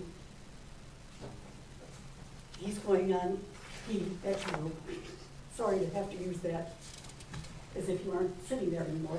The treasurer, former treasurer, has until 12/01 on the 14th. Is that correct? Mhm. So that means that we have one more pay period before that time. So what you're saying, and what I'm understanding is that you don't think that's enough time to be able to put an application out, to be able to find somebody, not that I wouldn't want Jennifer to be there, but for that process to take place, then there's not enough time to do that process? If I'm understanding what you're saying. What process are you? The process of being able to find someone on the outside. I'm telling you from what you have here in front of you tonight, that Okay. she's the most logical candidate to take a For filling position. today. And she takes and has indicated she would be interested in the job. Of course. So I wouldn't blame you for that. that, The pay raise is that- incredible, so. That's what I'm referring to. Okay. So you're saying the timeline is a question? No, I'm not saying anything about timeline. I'm telling you what you have in front of you with the knowledge. She has the knowledge of the general uniform charge of accounts. She has the knowledge of the tax system and the receiving in of all the tax bills. She has a knowledge of the disbursement of the taxes. She's gonna need some work and some work with that, but we just happen to have two disbursements right now that involve tax tribunal cases, which are very detailed, and it'll be excellent learning opportunities to learn how the system, how the other side of the system works, and how we take and disperse the money. As far as running checks, she's already did that. I've already had her in my office, and I've taught her how to run checks back months ago, and printing AP, in that process. So obviously, she's mailed checks out. She's very familiar with that. If she had to, she could do that. There's a lot of things she can do, but there's a lot of things that she's gonna learn. And that's, I learn things every day, and anybody that tells you that does these jobs, just say that they know it all, they're lying. They're lying. For any job. I believe there's 23 rule changes in 2022 that I read about, and then it'll be with the Treasurer's Collection Tax Administration thing alone. And that's a big deal. But, you have to love to read. That's my favorite hobby. I love to read. The thing I like to do better than that is drive my tractor. Would you read that? We're on a second. So we're on motion. I'll call the question. She's gonna read the motion. We have a motion, we I have a know, second. that's what I'm asking for, to read the motion so that we understand what everybody's voting on. Go ahead. Motion by trustee Funes Bliss, support by trustee Benzie to appoint Jennifer Wilson as treasurer starting immediately following, okay, we could do immediately or we can do starting February 14th, 2023 at 12:01 PM with a term ending November 20th, 2024. Okay. Let's do 12:01, and you have Okay, we'll do 12:01. 60 seconds to swear her in. Okay. We'll do the 12:01 instead of immediately. Okay. Are we okay to vote? Yes. No more questions? Be advised for the public that I am not allowed to vote in this. Mr. Benzie? Yes. Mrs. Kellerman? Yes. Mr. Funes Bliss? Yes. Mr. Rosecrans? Yes. Ms. Butler Challenger, yes. Ms. Howe? No, boy. Jennifer's such a sweetheart, but, let me go now. I think we've got enough time to, Right. that's okay, you can go. That's- Brian has a question. Yeah, Al had one first, actually. I would like to move to hire Steve as a contract employee for a short time. Are you serious? Very serious. I mean, you can talk to our gentleman over here, and that is very well thought out. How long would this contract go? That would be up to Steve and what the county says. You might want to ask It would- Steve what he thinks about it. I know what you think about it. I already will be Well, a that's what I was gonna participant say. in the county treasurer and the tax administration process. But if you're gonna do this, if you're gonna do it, I think I appreciate the spirit of this, and your confidence in me. But I think that it's where you're at with this point right now. I think now we need to make a move forward, and you need to talk to the three folks in Maine and deal with the things mainly that needs to be dealt with. And start your thing, because like he said, the best time to do that is right now when you're in the transition. So that would be more beneficial to Jennifer, and it would be more beneficial to the citizens of the township. That's what I guess I'm going to be here. I can come in I can be an hour late going to work and stop in the morning and help them if they have a glitch in the tax administration thing. I can point to this or point to that, because that's what the county treasurer does. In fact, it's all online. We upload everything to the cloud. We have what we call a recap sheet, which got stolen from here when I was gone, 8 years, from 2008 to 16, by a treasurer that went up there and went to work. Definitely went to work. And we have a recap sheet. And we use that recap sheet, and everything goes on that recap sheet. You upload it to the cloud, and the county treasurer looks at it, and we confer. We also upload, we upload our BSNA latest, so we download our latest version, we upload that. So they have every bit of information that you have down here for the tax part of it to determine what's going on between the two. And if there's any that gets double checked and it gets looked at, and if it looks good, then you're good to go and your disbursement goes through. So you have that in place, and she's familiar with that. I've showed her a little bit of it. I haven't showed her a lot of it, but I've showed her a little bit of it through time constraints. But it's all in place. So you have lots of stuff that I can help with. You don't need to pay me to help. I live in the community. I'm a member of the community. I've been for several years, and I think I'm going to be for a few more. So I'm more than willing to take it and stop and see either in evenings or in the mornings or whatever on the way in or out. And I withdraw my motion. I That's appreciate what it. I was gonna ask. I You're appreciate gonna withdraw it. it. I was gonna get, that would give you a little gas money. Well, no. I think he gets enough of the gas money. Go ahead. Karen, what do you see as the process then for contracting or changing our contract with Maynard to do some of these other So things? anything that would come, for any proposals I would bring back to the board for you all to review and act upon, because currently they're not budgeted as part of our regular Right. services from your firm. Do you think you could turn that around for our next meeting? I think we could. And incidentally, I don't mean to interrupt, but I'm good at it. But I said that it was for the benefit of Jennifer. It's not only for the benefit of Jennifer, it's for the benefit of Brenda by taking over the new role and understanding what the role of the general ledger is. But it's really not gonna be for somebody who's done it for a lot of years, it's not a big deal. But for somebody that hasn't done it, it's pretty scary. But it's not gonna be as big a deal as what you think it is. Now, this lady right here might take and make some changes. I mean, not right now, but that's fine. That's what she's for. I see that as a benefit to everyone, I think it is. because we need to ensure that the treasurer's job is done right and that staffing is supporting and. That's right.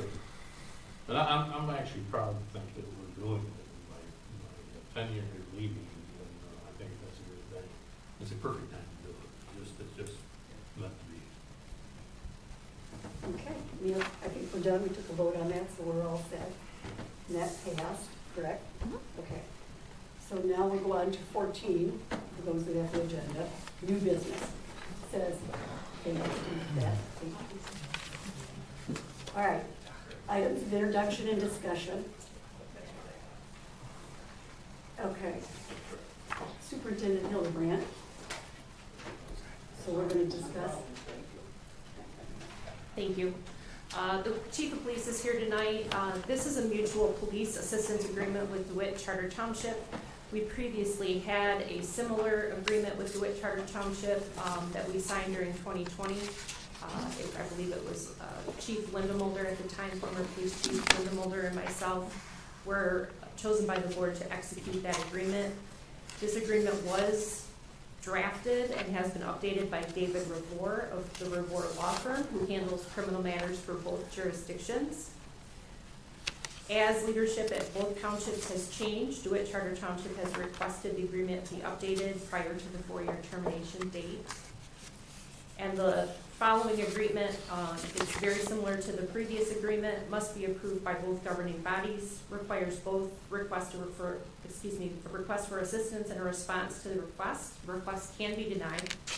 Jurisdictions will not reimburse each other for costs associated with assistance. If reimbursement is sought from state or federal resources, it will be the cost incurred by both jurisdictions. This is only utilized when emergency situations, including pandemics, terrorist attacks, riots, civil disturbances, mass arrests, and buildup activities prior to a disaster or a disaster exists in your community. And it will remain in effect for 4 years from the date of execution by both jurisdictions unless it's requested to be broken or to be updated with significant time. Any discussion on it, so anybody gonna make a motion? We're not voting on this. No, I understand that, but I didn't know if I can ask a question until you guys have decided whether or not. My question is this: mutual aid is something that's done with departments. This one is a contract, so I'm not sure I understand. Does that mean that we have mutual aid contracts with every? Multiple. Okay, so you'll be bringing others to us, like Lansing, like any others that Lanesburg, like any of the others that have mutual aid? If the other ones have updates to be made or Okay. expirations, I would bring those to you, but So they have contracts? most of them do, Okay. yes. We have a contract Okay. with Meridian, That's what I East didn't Lansing. know. Mhm. So mutual aid is not something that's totally understood within. It just lays out the counties. parameters of, It's done through a contract. Okay, that's.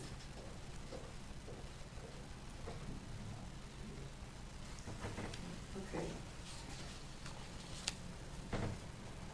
Okay. That I wasn't sure of. If mutual, because I always thought mutual aid was just an agreement, a gentleman's agreement that went through, but no.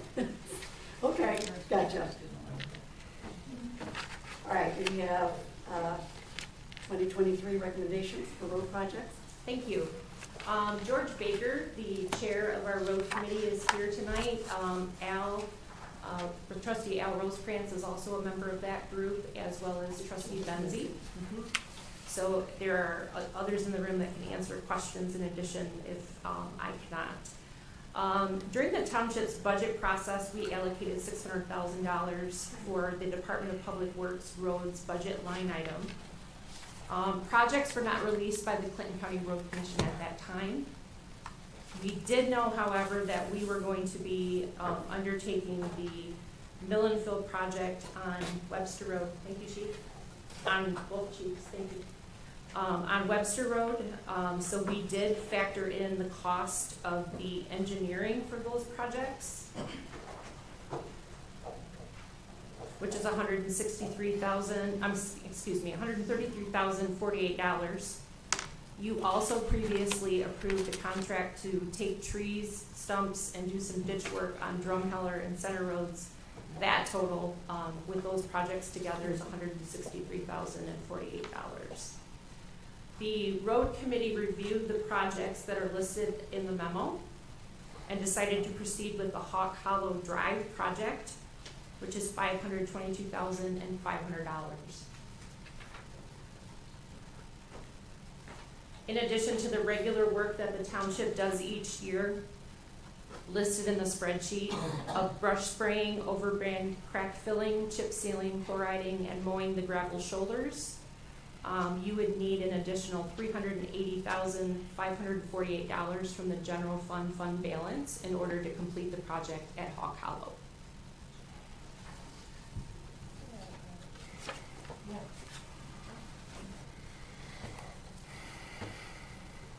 Hey, Mike? Mr. Anybody else? Oh, got The county has recommended not to spray the sides of the roads this year, which will save us $8,500. And that's why the notes indicate, thank you, Yeah. none for 2023. They've moved to an every other year. Every other year, right. And in that process, they will bring their brush hog in and cut the bigger stuff down.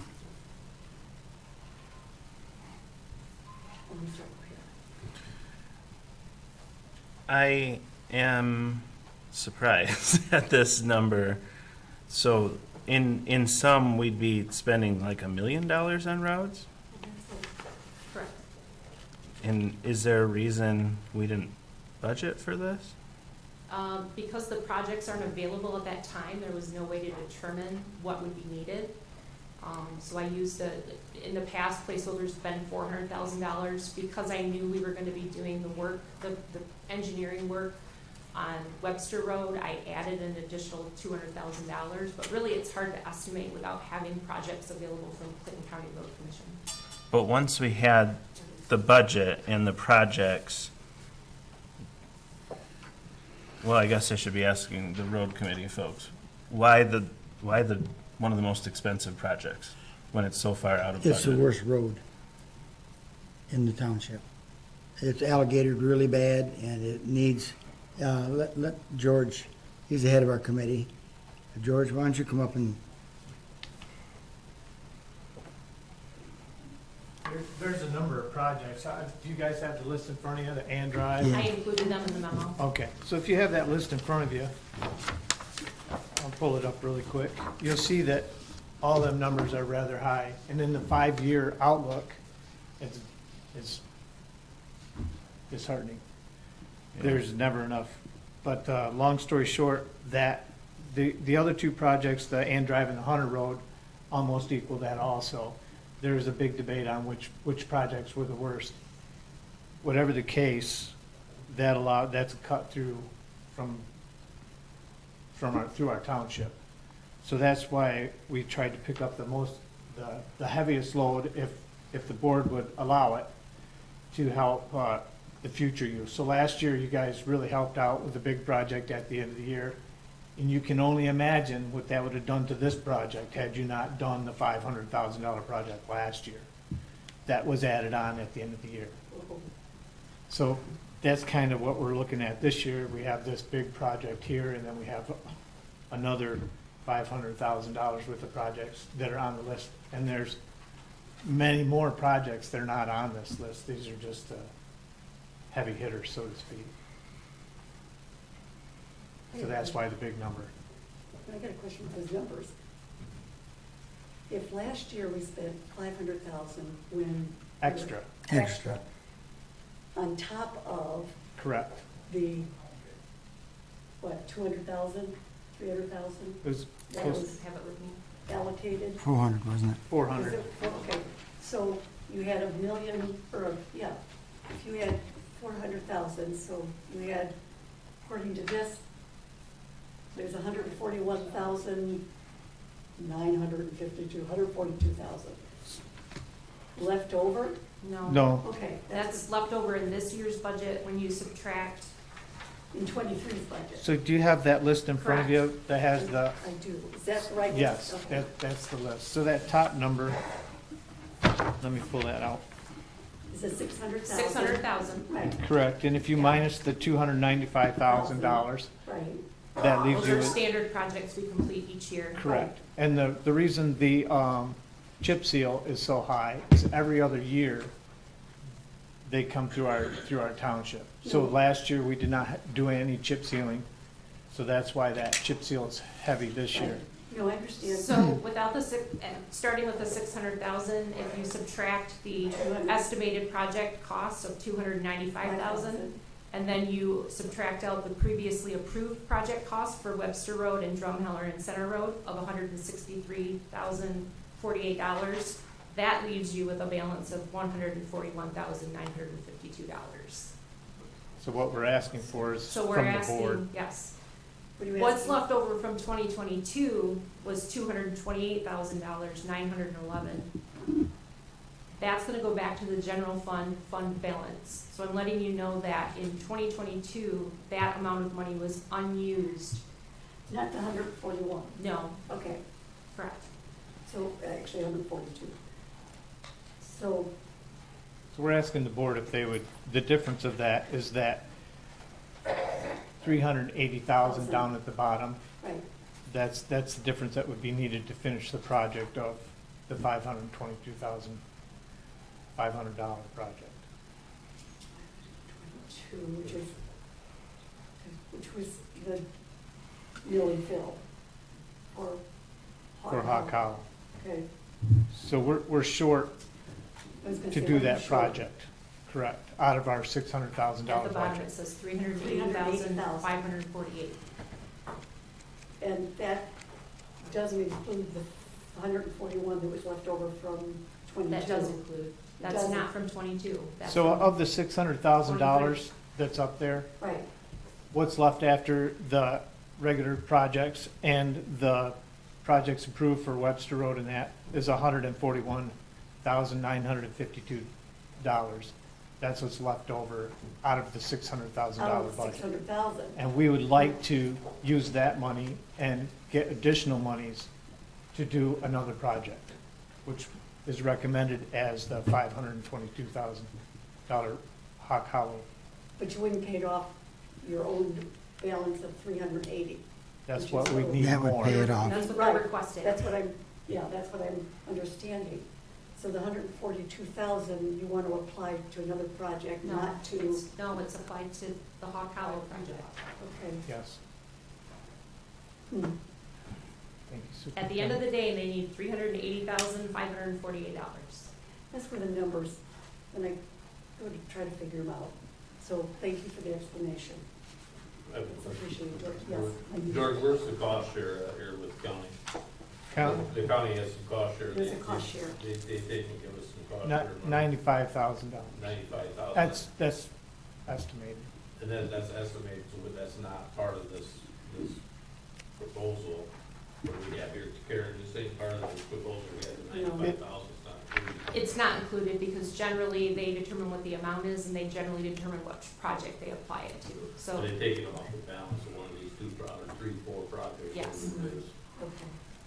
Just so everybody knows.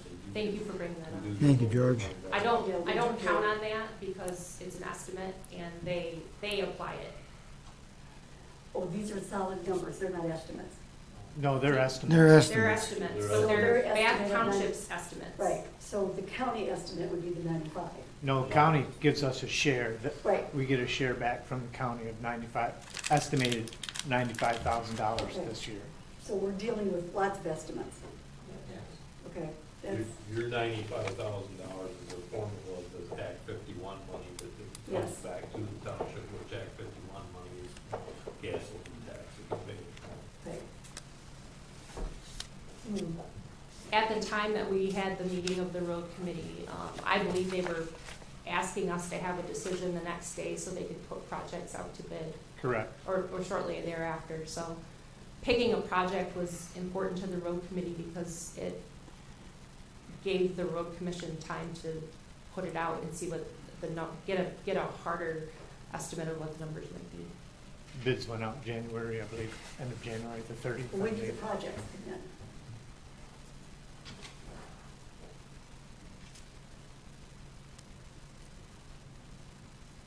I'm sorry, what was the question? Projects, we did the When projects came in from the road commission. From the road commission. The- Thank you. The bids from us to them? Or the bids, I'm sorry, I don't understand the From the question. paving companies to the county. County. That was January 30th, Oh, that okay. they put out bids. The Clinton County Road Commission, Okay, put things out to bid, but what are the bid documents? to get the estimates. Yeah, but okay, so they're not even asking for bids back at this point. County does, certainly. Do you know what the due date is on the bid? I know, she's not supposed to be It's the end of the discussing year, that, so, or the end of the bid. yeah. Thank you, Terry. No, that helped because what she was saying made sense to me as to what you were looking. That's what I didn't understand when you said the projects were late in coming. That We- was this we- year, January. We had our meeting. Before we had our meeting, Before. we usually have stuff ahead of time, Okay, but they were trying to wrap up their projects. okay. So we got some of our information from them and recommendations Later from on. them and the numbers from them a little slower than normal, I think. We were trying to get our meetings ahead, be ahead of the game instead of behind the game, if we can. You're always behind because you're not certain what the weather's gonna hold and what projects are gonna fall apart or what roads are gonna fall apart, over the winter. Things change, but for the most part, we have a list and we try to make recommendations and talk through the roads. I received from Doug Steffen the road projects that you see in front of you, Ann Drive, Hunter Road, Hawk Hollow, Bath Village, and Drumheller on January 9th.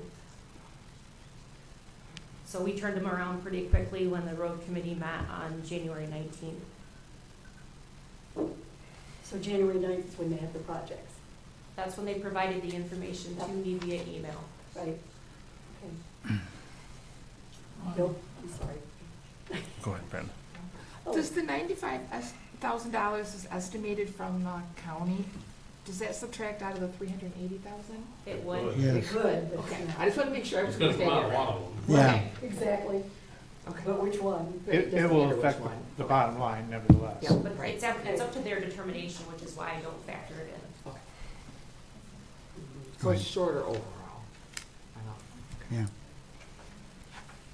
Very helpful. Oh, go ahead. Sorry.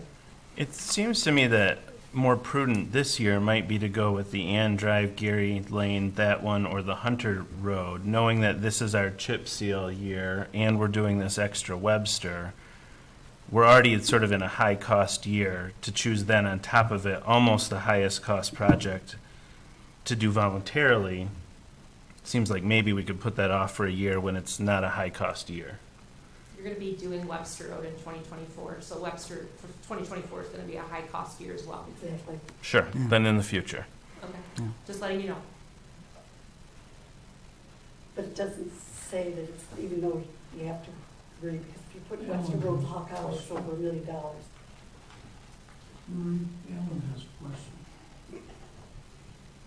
Yes, sir. Oh, okay. Drumheller Road, I just want you to look at that. Okay. It's 700,000. That has come up 100,000 in a year. So all of these estimates are, next year are gonna be, 4 to 10% higher. So what we can pay for this year, we won't have over our heads next year. And one thing I will say, I do drive our roads, and our roads are in pretty good shape. They are. And the county even said that their numbers, we were a 6. And with us doing that road last year, it brought the county up to a 12. So we're doing good for the township. Thank you. Really appreciate it. Thank you. Thank you, George. Okay, it looks like, are there any other questions? We're going to miss it. Any other questions? David Road?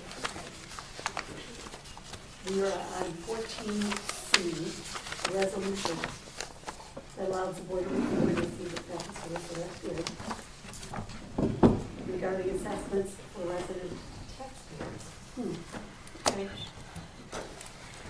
I've asked the assessor to join us tonight for 2 changes. She's asked for 2 resolutions. We are updating these resolutions for our township audit by the State Tax Commission. That'll occur in 2023. This is a new audit, and we are trying to upgrade all of these policies and resolutions to their guidelines that they've provided us to get ready for. So the two you have in front of you today are the resolution for board review to receive letters of protest regarding assessments from resident taxpayers, and the other is a resolution to waive the penalty for failure to file property transfer affidavits. I have the assessor here if you have any questions, but they're, oh. Sorry, Bill. Mine? Okay. You need a yellow card. All right. That's an inside joke. The question that I have with this is, what did we do before we received letters? We didn't receive letters? Well, the law allows non-residents to automatically be able to file to the board of review by letter, but if we pass a resolution, it allows our residents and our non-residents to be able to file to the board of review by letter. So like if they're out of town or something like that, then they would be able to still file a petition to the board of review and not be present. What's a non-resident? A non-resident So that would would be be somebody someone that in DeWitt or owns some. property and lives someplace else. Oh, well, there's still property. They're not a resident, they own property. Huh, okay, no.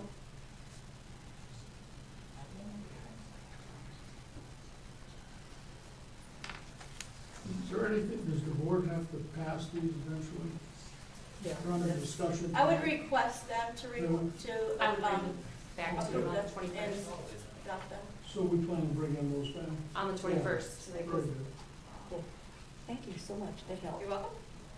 Do you have any other questions on the other resolution? The state then required, there was no failure to file a property tax transfer? We're just updating this. If somebody doesn't file their property transfer affidavit, they could be fined up to $5 a day and they have 45 days to do that. We actually at this time are not charging those penalties. It'd be like chasing our tail for what we're receiving. We do receive most of our property transfer affidavits most of the time. It's a benefit to the actual resident because it does claim their exemptions as well as the information that we need to have on the property transfer affidavits. We're a non-recording state, so technically a resident or a property owner purchasing property does not have to file a deed. A property transfer affidavit is required in the state of Michigan though. So this is just a blanket thing that if somebody doesn't file it, we're not going to penalize them, but we're going to encourage them to file it by sending them another one without a bill. Got it. Cool, thank you. You're welcome. Does anybody else have any questions? Doesn't seem- All right, we're gonna move on then to E. Thank you, Beth. Thank you. We want a 5-minute recess, so we are in recess for 5 minutes. All right, here we go. Okay, don't walk up the line.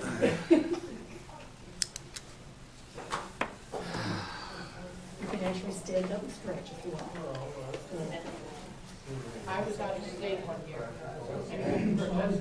Yes. And it was working for going south through the winter. We used to go down the first.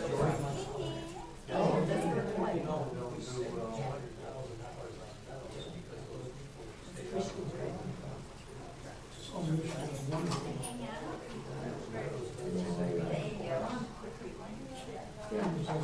Christie, thank you.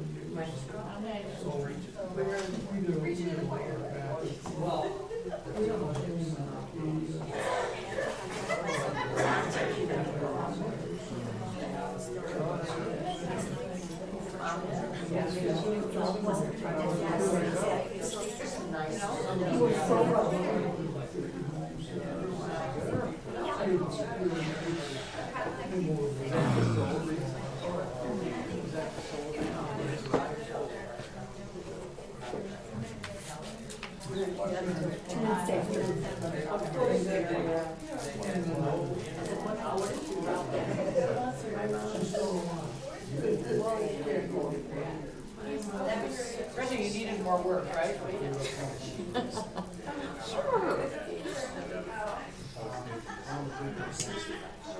We'll wait for all these changes with the elections come December. They're harder now. Oh, I know. They're going to be. I'll be in town in November. I'll be in town in May. that guy is really wants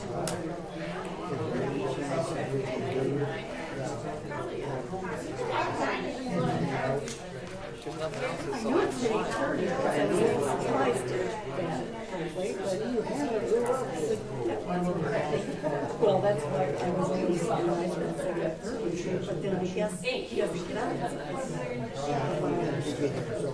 But that doesn't give him a lot of time. Once they start. Well, we were agree to that.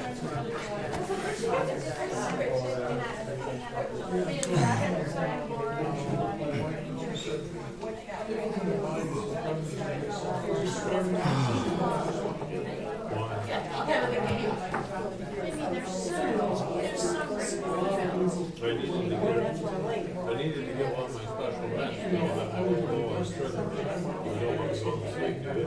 Oh, Andy. No, I can't. I don't have to write on trip. Yeah. Oh, and you suck on Never come up. That's what diabetics do. In fact, I had a guy stop me today in the car. I'm a 73-year-old diabetic. To move him, yeah, well, I get it, and just, it's such a. It goes both ways. You don't get too much or not enough. It's a pretty way out of it. Or be good to go to. There's no manual for taking care of the Yes. elderly. I know. When I was in Florida, they plowed those things. Your mother fell down. In half an hour? I said, what was she doing this time? Oh, 8:20 is what she's looking at. She was standing on her Oh, chair she in can her talk for room. that. I said, I got it. what are you doing? The next day she called and Got said, it. they took my chair away from me. I said, how'd you do at the hospital last night? She said, I at the hospital. Oh, yeah. I know. And following is. But no, now she's complaining. I don't have a chair. I said, if you stand on them, they're not gonna get them. It's so, and it's. I don't know what. All right, you got 2 more minutes. Woman got up on You're that chair. fast.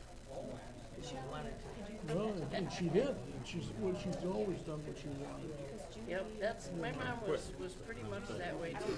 But my mom was so cute. I get it. I Very get it. light corner. Yes. I said, how to go in the hospital. She says, Oh, I wouldn't say that. absolutely fantastic. I loved it. They were so Hi, nice. Emma. Hi, Nancy. Hey, Steve. It's been a pleasure to serve with you. Well, it's been a pleasure to serve with you too. No, seriously. We got an hour left. Good job. Drag it out, man.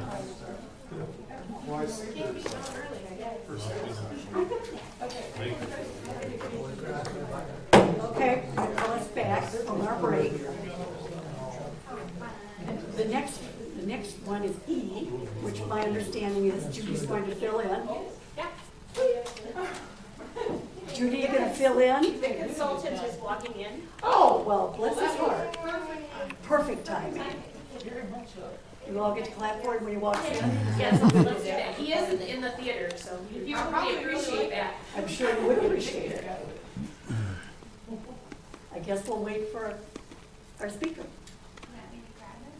Good for him. He's walking in. So I saw that and ran the other way. And he might have, he saw it. Terry, don't say that. They're waiting for me.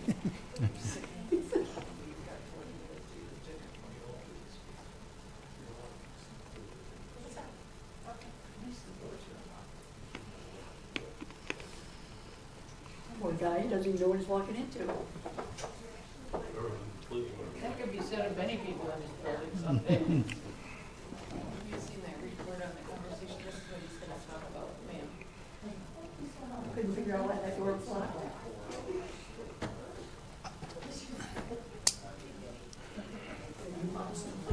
Oh, good man. You're good man. All right. No, she can't go on. She can't find a way home. Your timing is impeccable. No, sure. Whoops, dropped your hat. My mom. Thank you, Terry. Good man. No, you are good. Karen, are you going to introduce him or should I would like for you to introduce him. Okay. Good evening. Thank you very much for allowing us to engage the community in a conversation on the senior center and our provision of services, programs, and activities, and take a look at the facility that we use as a senior center. Doug Bloss is here with us tonight. He was our facilitator for the conversation. I know you all have received copies of the report that he prepared for us, and he's got a short PowerPoint presentation which goes through how the process was done and what the recommendations are. Thank you very much. Thank you. Bloss. Hi, everybody. Nice to see you. So this is a process that I have used over the years for a lot of community groups. Just basically the process that just the schedule of it was we had two dialogues. One on Wednesday afternoon, January 15th, and one on Thursday evening, January 19th. And there were between 30 and 40, just varying sort of estimates of some like signage sheet and just visual observation, probably closer to 30 than 40. People who participated in the one or two of the dialogues. They were there to answer this question: what should we do to make the Bath Township Senior Center a more vibrant, fulfilling, and beautiful place for older residents of Bath Township to attend? The understanding was that there was an opportunity to get some grant funds coming up, and we wanted to ask this question and get some formal answers to it in order to help in the formulation of the proposal for that money. The group came up with 9 recommendations overall. I pooled together the results of both dialogues. Some of them had the same things coming up in both. Some of them had some unique ideas. And we then met again. I don't know how many were there, probably 15 people. There were 21 people there. Oh, really? On Saturday afternoon, the 28th. Went through all the recommendations one at a time, summarizing them and asking them just if they had anything they wanted to say about it. People held up cards to read that. We talked through every issue they had, and I tried to get a sense of how to revise the document. The document you have in front of you is the one that resulted from that. And there are 9 recommendations overall. 5 of them were considered catalytic, and by that we meant that they automatically help all of them come along. They're sort of operational, they help. They're not more important, but they move things along faster, those 5 things. I'm gonna just focus on those 5 to give you a chance to get your response. I said I would try to take about 10 minutes at most here, so I'm just gonna summarize the first 5. You can look at the rest of them as you want. But they deal with physical space, staffing and responsibilities, social connection, collaboration, communication, and then the other 4 were food, private space, transportation, and ambiance. So the first recommendation says, expand the space available for senior activities so that a true sense of community can be created for Bath residents. Let me just bring these 2 arrows up. They kind of summarize the first 2 paragraphs. The idea is that the current space is working for the current use. But over the experience of the past several years with the COVID lockdown and everything, the service pattern changed. They used to, they did lunches 5 days a week. And with the switch over to pickup, which is still a service that I really enjoy, now they do a lot of that, so there are many people coming to the center directly, and they're 3 days a week open. So that's important history to all that process. The need for more space goes hand in hand with the increased capacity to provide services. So you can't really, increase the services now unless we know we have a way to do it. And so an important theme here that emerged, especially in the validation session, was that we need to track utilization as best we can and try to know who it is that's not being served now, especially folks like shut-ins, who might be the ones using the pensions and all that. A number of specific things. Increasing the lunch capacity may require new kitchen space. Parking's inadequate now. I've considered various options for how to do something about that, if we can get the money from this grant. Center needs to be more visible. That was a strong theme, like from the road, basically, just to be a place that can be is noticed and is acknowledged more readily by the community. And also, the option of considering satellite sites as a way to expand space too is also put on the table. So, and the bottom line on this was you need to inventory what's available in the community, spaces available, which you could do, and try to match that with what's needed based on what we've heard. And this is just, this isn't a scientific study, this dialogue. It's just asking people what they think and what they want, what they feel about the site. So that's what we're getting here. You may want to incorporate into the proposal some of that activity. If you want to have it more professionally or precisely marked. Second recommendation is about staffing and responsibilities. In order to do the things that folks want to do, we do expand the hours and days the senior center is open by increasing the staff of the center and increasing and clearly defining their responsibilities. So some services are provided on site, some might be provided through partners or through others off-site.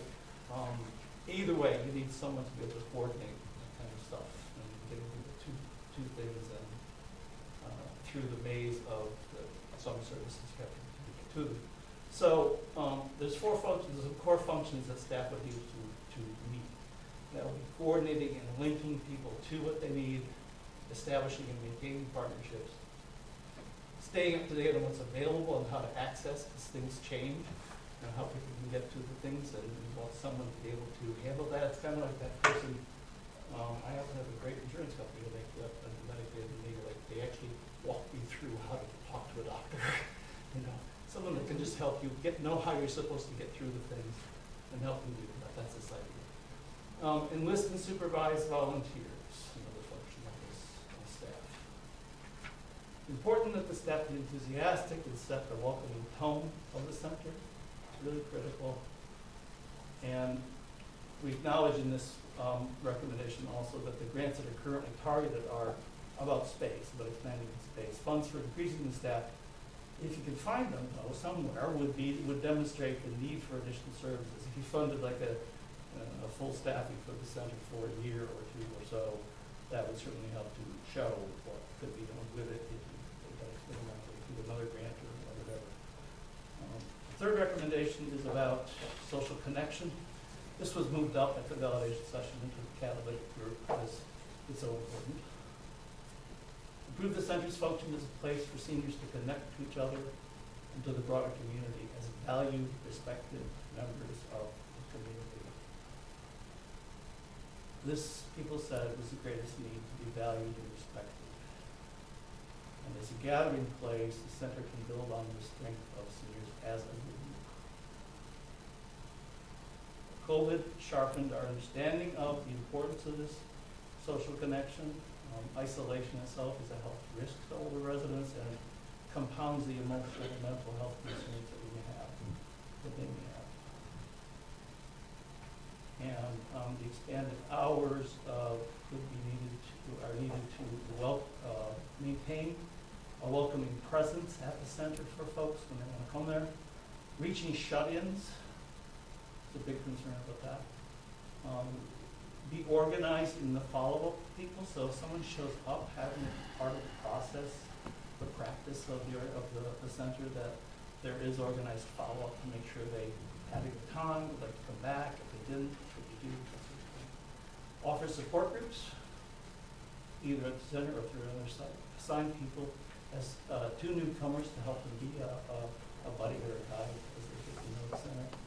And developing ways to encourage connection, like just name tags or processes where you say something about yourself and introduce people, yourself to people. There's a general, just an important part of the conversation was you just don't ever want someone to come in and not feel welcome, and that can happen. And people get used to sitting at a table, and then someone else comes in, they don't know where to sit, and so there needs to be an active thing from the moment someone comes in the door to get someone involved and connected. Fourth recommendation is about collaboration. Develop a strong network of partners with the senior center, including businesses, churches, schools, the library, and other public and private service providing organizations. Just some words here that can be used as you're making your case for this grant. The collaboration itself builds community and relationships. That it's built on shared power and decision making. We talked a little bit about this. I'm not sure if it was in the first dialogue or the validation section, but people have to come together with this shared value of improving seniors' lives and figure out how to share power and decision making. So like you get to decide this, I get to decide that, or this is how we're going to work out if we have issues. Because the important thing is to avoid redundancy in the community with services and avoid this feeling of competition, because you all are there to help seniors. We felt in the name of doing that, this is sort of an action step embedded in the recommendation to develop a simple, that should say actionable, not actionable, strategy for working together. It's a two-way endeavor. Partners have to be both giving to other partners and taking from. And again, the maintenance of these relationships will be part of the coordinator's role. So it ties back to recommendation 2 about staff.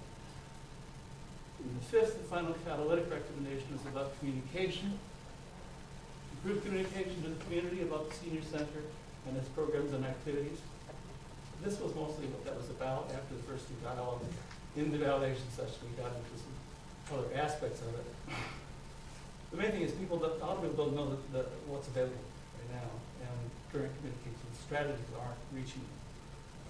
So we need to do some work on that. And 2 critical actions or strategies that need to be pursued. Improving the communication between the administration and the advisory board. Several kind of issues would show up in the validation session where perceptions were different about what had happened in the past and what the process is now. And basically, we're just saying here we need to work that out. We need to make that a clearer, cleaner process so that everyone's on board with each other and working together toward making the senior center and the services available as known as possible. And then the second part, making it everyone's priority to welcome new people and make them feel valued. Again, the minute someone comes in the door should be someone who is meeting them and connecting to them and helping them feel like they belong there and that they should come back. So, again, I'm going to stop there just to see if you have any comments, because I think they go on to be overkill in a way. The last 4 recommendations are about food, transportation, balance, and something else. But they're pretty straightforward, I think, in what they're saying. Do any of you want to share any comments, or anyone from the audience who was there like to add anything to this to say this is how you feel about it? What do you think?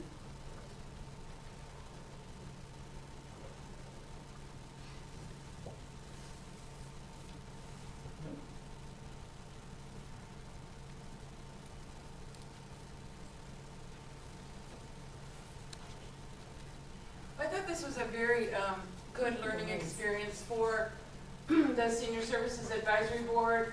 I think that the seniors who participated in the conversation, and there were a lot of them who stayed on Wednesday after lunch and sat through the conversation and participated in the conversation. They felt encouraged and they felt heard. I think that Doak has identified a lot of issues that are current and a lot of ways that we can progressively move forward together. I think that there are a lot of recommendations that we could follow in there. I still think, based on the conversation, it would be very helpful to bring an architect in to look at the building and look at the recommendations, and I would hope at the next meeting we could have the authority to do that, because it's very important. That's a critical piece. It's a critical piece of the question, a critical piece of the issue.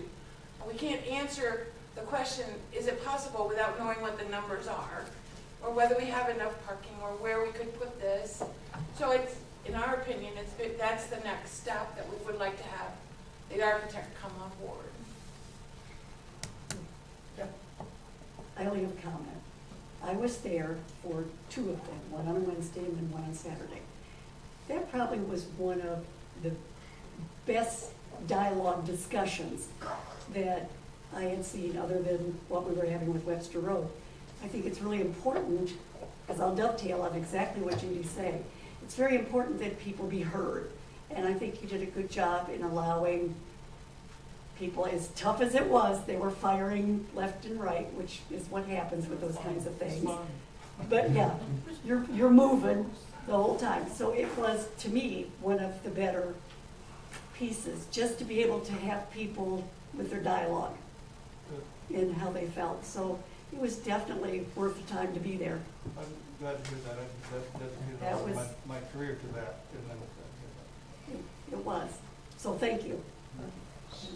I agree, I was there too, it was great, and the ideas and exercise rooms and so many things that came up in that people could use, they'd be healthier, it was great, thank you.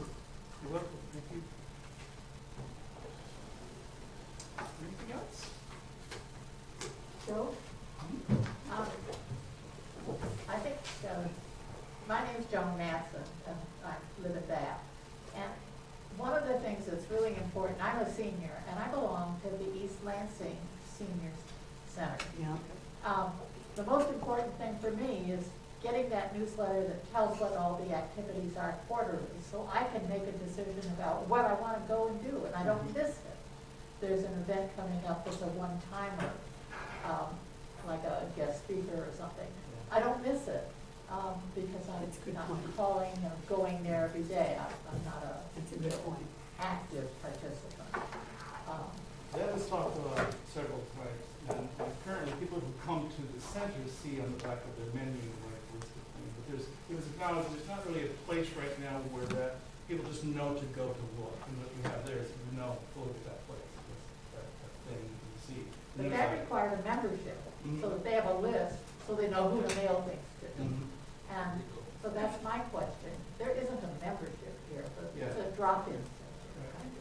No, there's no required membership, but we do keep track of everyone who comes into the center in case of an emergency. Should I fall? You know, the director or the coordinator needs to know who to call. You know, so we have a sheet that has everyone's name and contact information.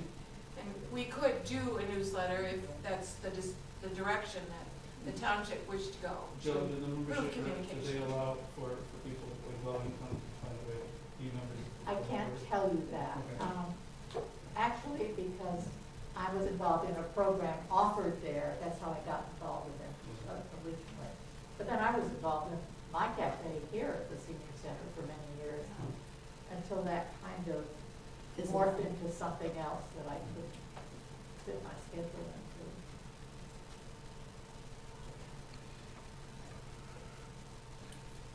Carrie? I was over at the library and I think I lived there someday. They're interested in perhaps sharing a mailing between the senior center and the library to put out everything that we know about first. They were gonna do it monthly. I think quarterly makes a whole lot more financial sense with postage up to 60 cents. But between the two groups, we may meet the required number for bulk postage. And so that may be something to look into, because we send out an email every month with the calendar we have. I posted both sides of the senior menu up in the library. I think we ought to post the library thing in the vestibule here as well. But there are limited places now because of nothing in the paper, because the state journals kind of foobarred their calendar of upcoming events. There is really no way for anybody to find out unless somebody happens to call and tell them. And so we were looking at the same thing. In fact, 3 people from the senior center were over at the library after lunch today, getting technical things sorted up, and books and large print books and things. Right. So, you know, we're trying to open these lines of communication because we may not have all the resources in one place, but they're less than a quarter mile apart. Right, it was great to have the library participate in every section of the conversation. I mean, it does show that we do have to strengthen the relationship and the collaboration between the senior center and the library. It's a good example. The capital transfer, Clinton County Transport also was very, very helpful being present about sharing some of their ideas of how they could help.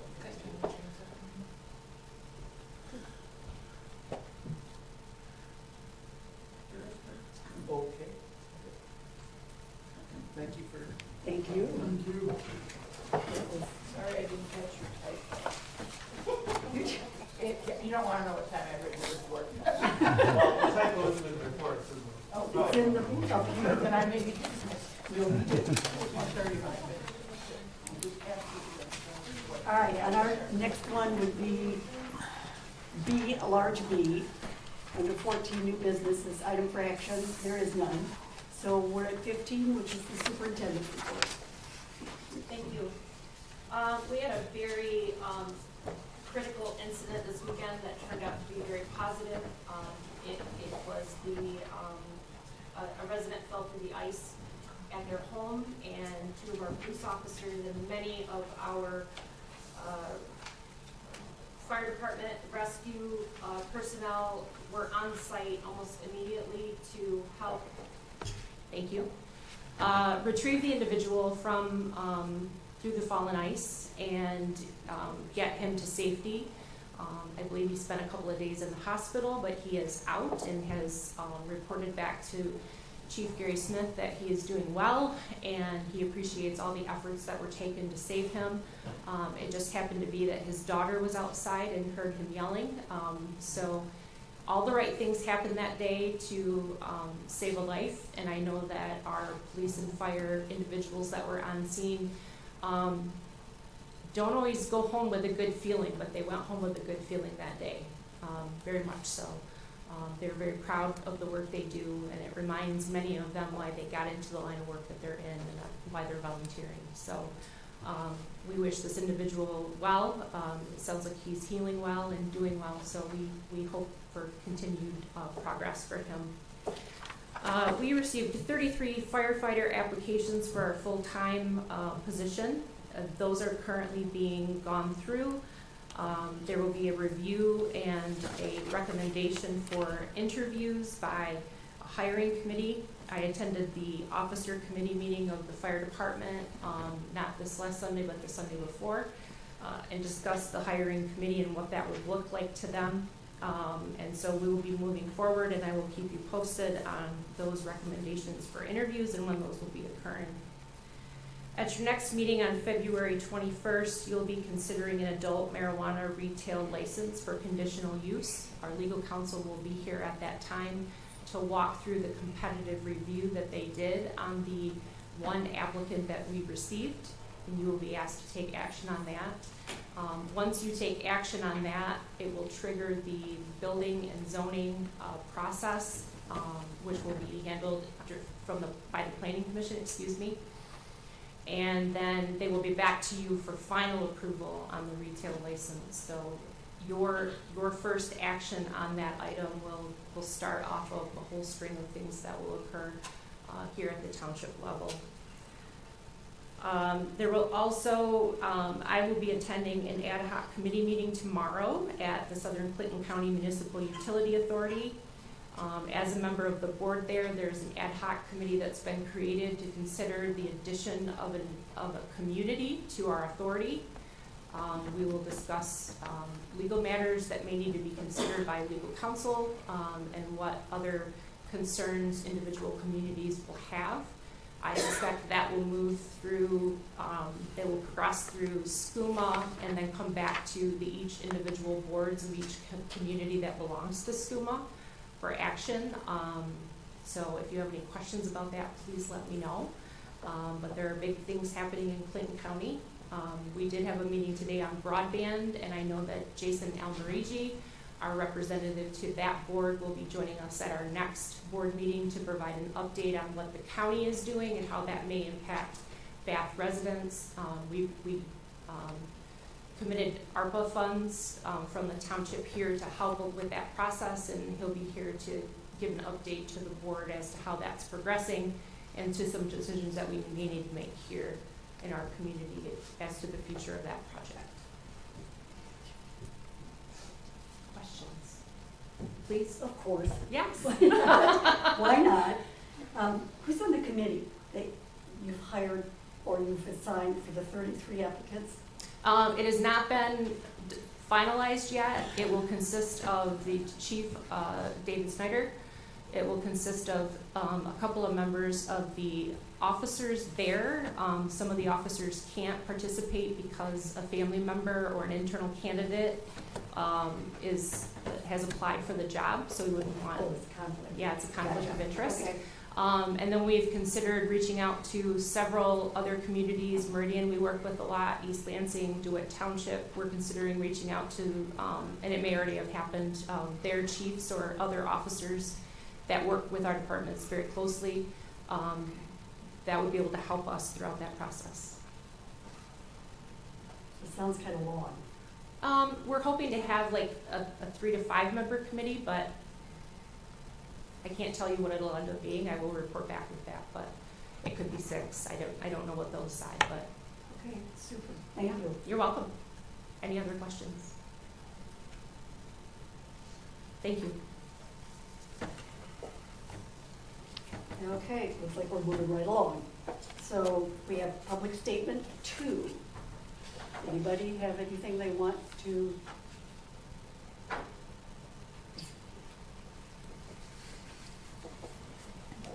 Again, Judy Gardy, Senior Services Advisory Board.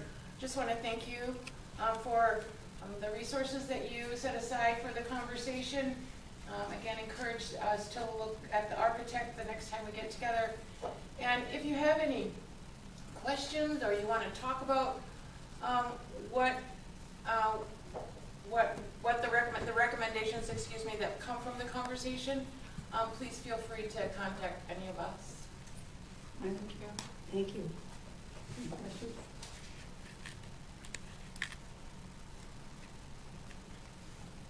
Okay.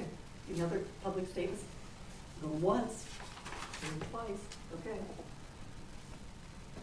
Board member comments, which would be 17 on your agendas if you have it. We'll start with Trustee Kellerman. Yes. There you go. You thought you were going to be last? I'm You're gonna be first. last. I'm Nope. gonna be last.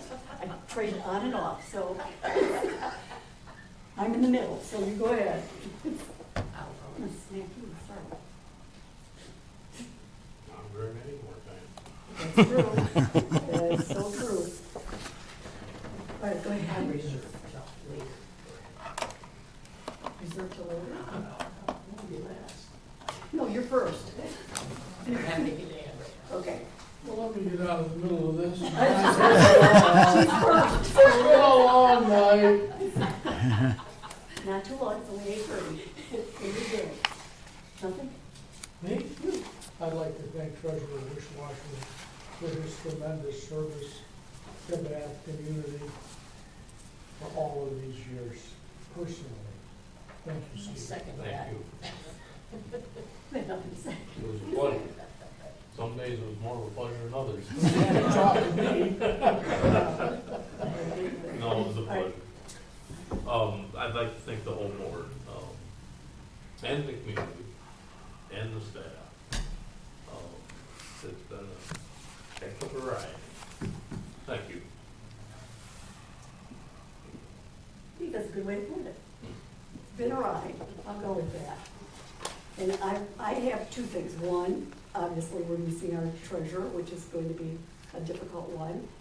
It has been very interesting, and ride is an excellent way of putting it. So that's appreciated. My other comment has to do with, actually, the Lansing State Journal. I know that I had mentioned this earlier with comments from the volleyball, because it was January of '22 that it took place where the LSJ, Lansing State Journal, had brought up what they called dream teams, okay? And I had mentioned that Annabelle Klusak and Sophia Westphal, WSTPHAL, had been mentioned with this. The Journal also mentioned on the 13th of December of '22, that golf, and I don't know if I mentioned that, there's 2 females, was the female team, which was Audrey and Anna Shibley. So that was congratulations to them. My third one, I do think I didn't mention this, was the Bath football, which was Brian Bradley, I think it's Bradley Ullman, and Devondre, did I say that right? Holler out, Jennifer, if I did it wrong, because you know how to pronounce them. Chandler, and Max Perry, that was an easy one. So I just wanted to bring that to your attention. Again, no? You're shaking your head, no, it's going, okay, that wasn't, no, okay. Okay, no, I need to be corrected if I do. And again, they didn't have a dream team in '22, but they did have state recognition. So that's kind of where it came in. But anyway, congratulations to them, and I will give that to the clerk so she'll have it, and she won't have to work so hard. All right, comments? Okay, my comments to Steve. I'm gonna miss working with you every day. You have a wealth of knowledge, and I have so much more to learn from you. So you're only a phone call away. Thank goodness. I'm not gonna say goodbye, I'm just gonna say I'll see you later. Oh. Okay. Thank you. Well put, well put. Trustee Roosevelt. Thank you, Steve, for your leadership. It's going to be missed. We'll have to, everybody step up and do a little more, I guess. Thank you. Thank you. Trustee Feebler, you're next. Thanks to Steve. It's been a pleasure working together. Learned a lot from you as well. And welcome to Jennifer. Be careful what you wish for.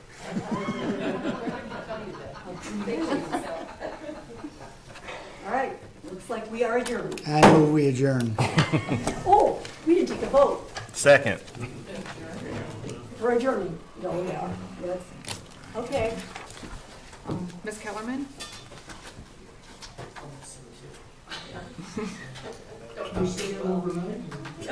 No, ready to go.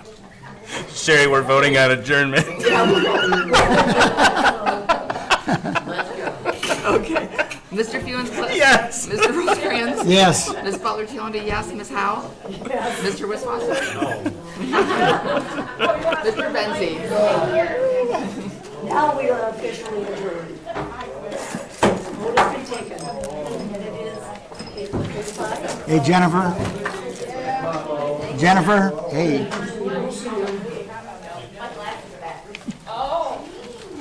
Thank you very much.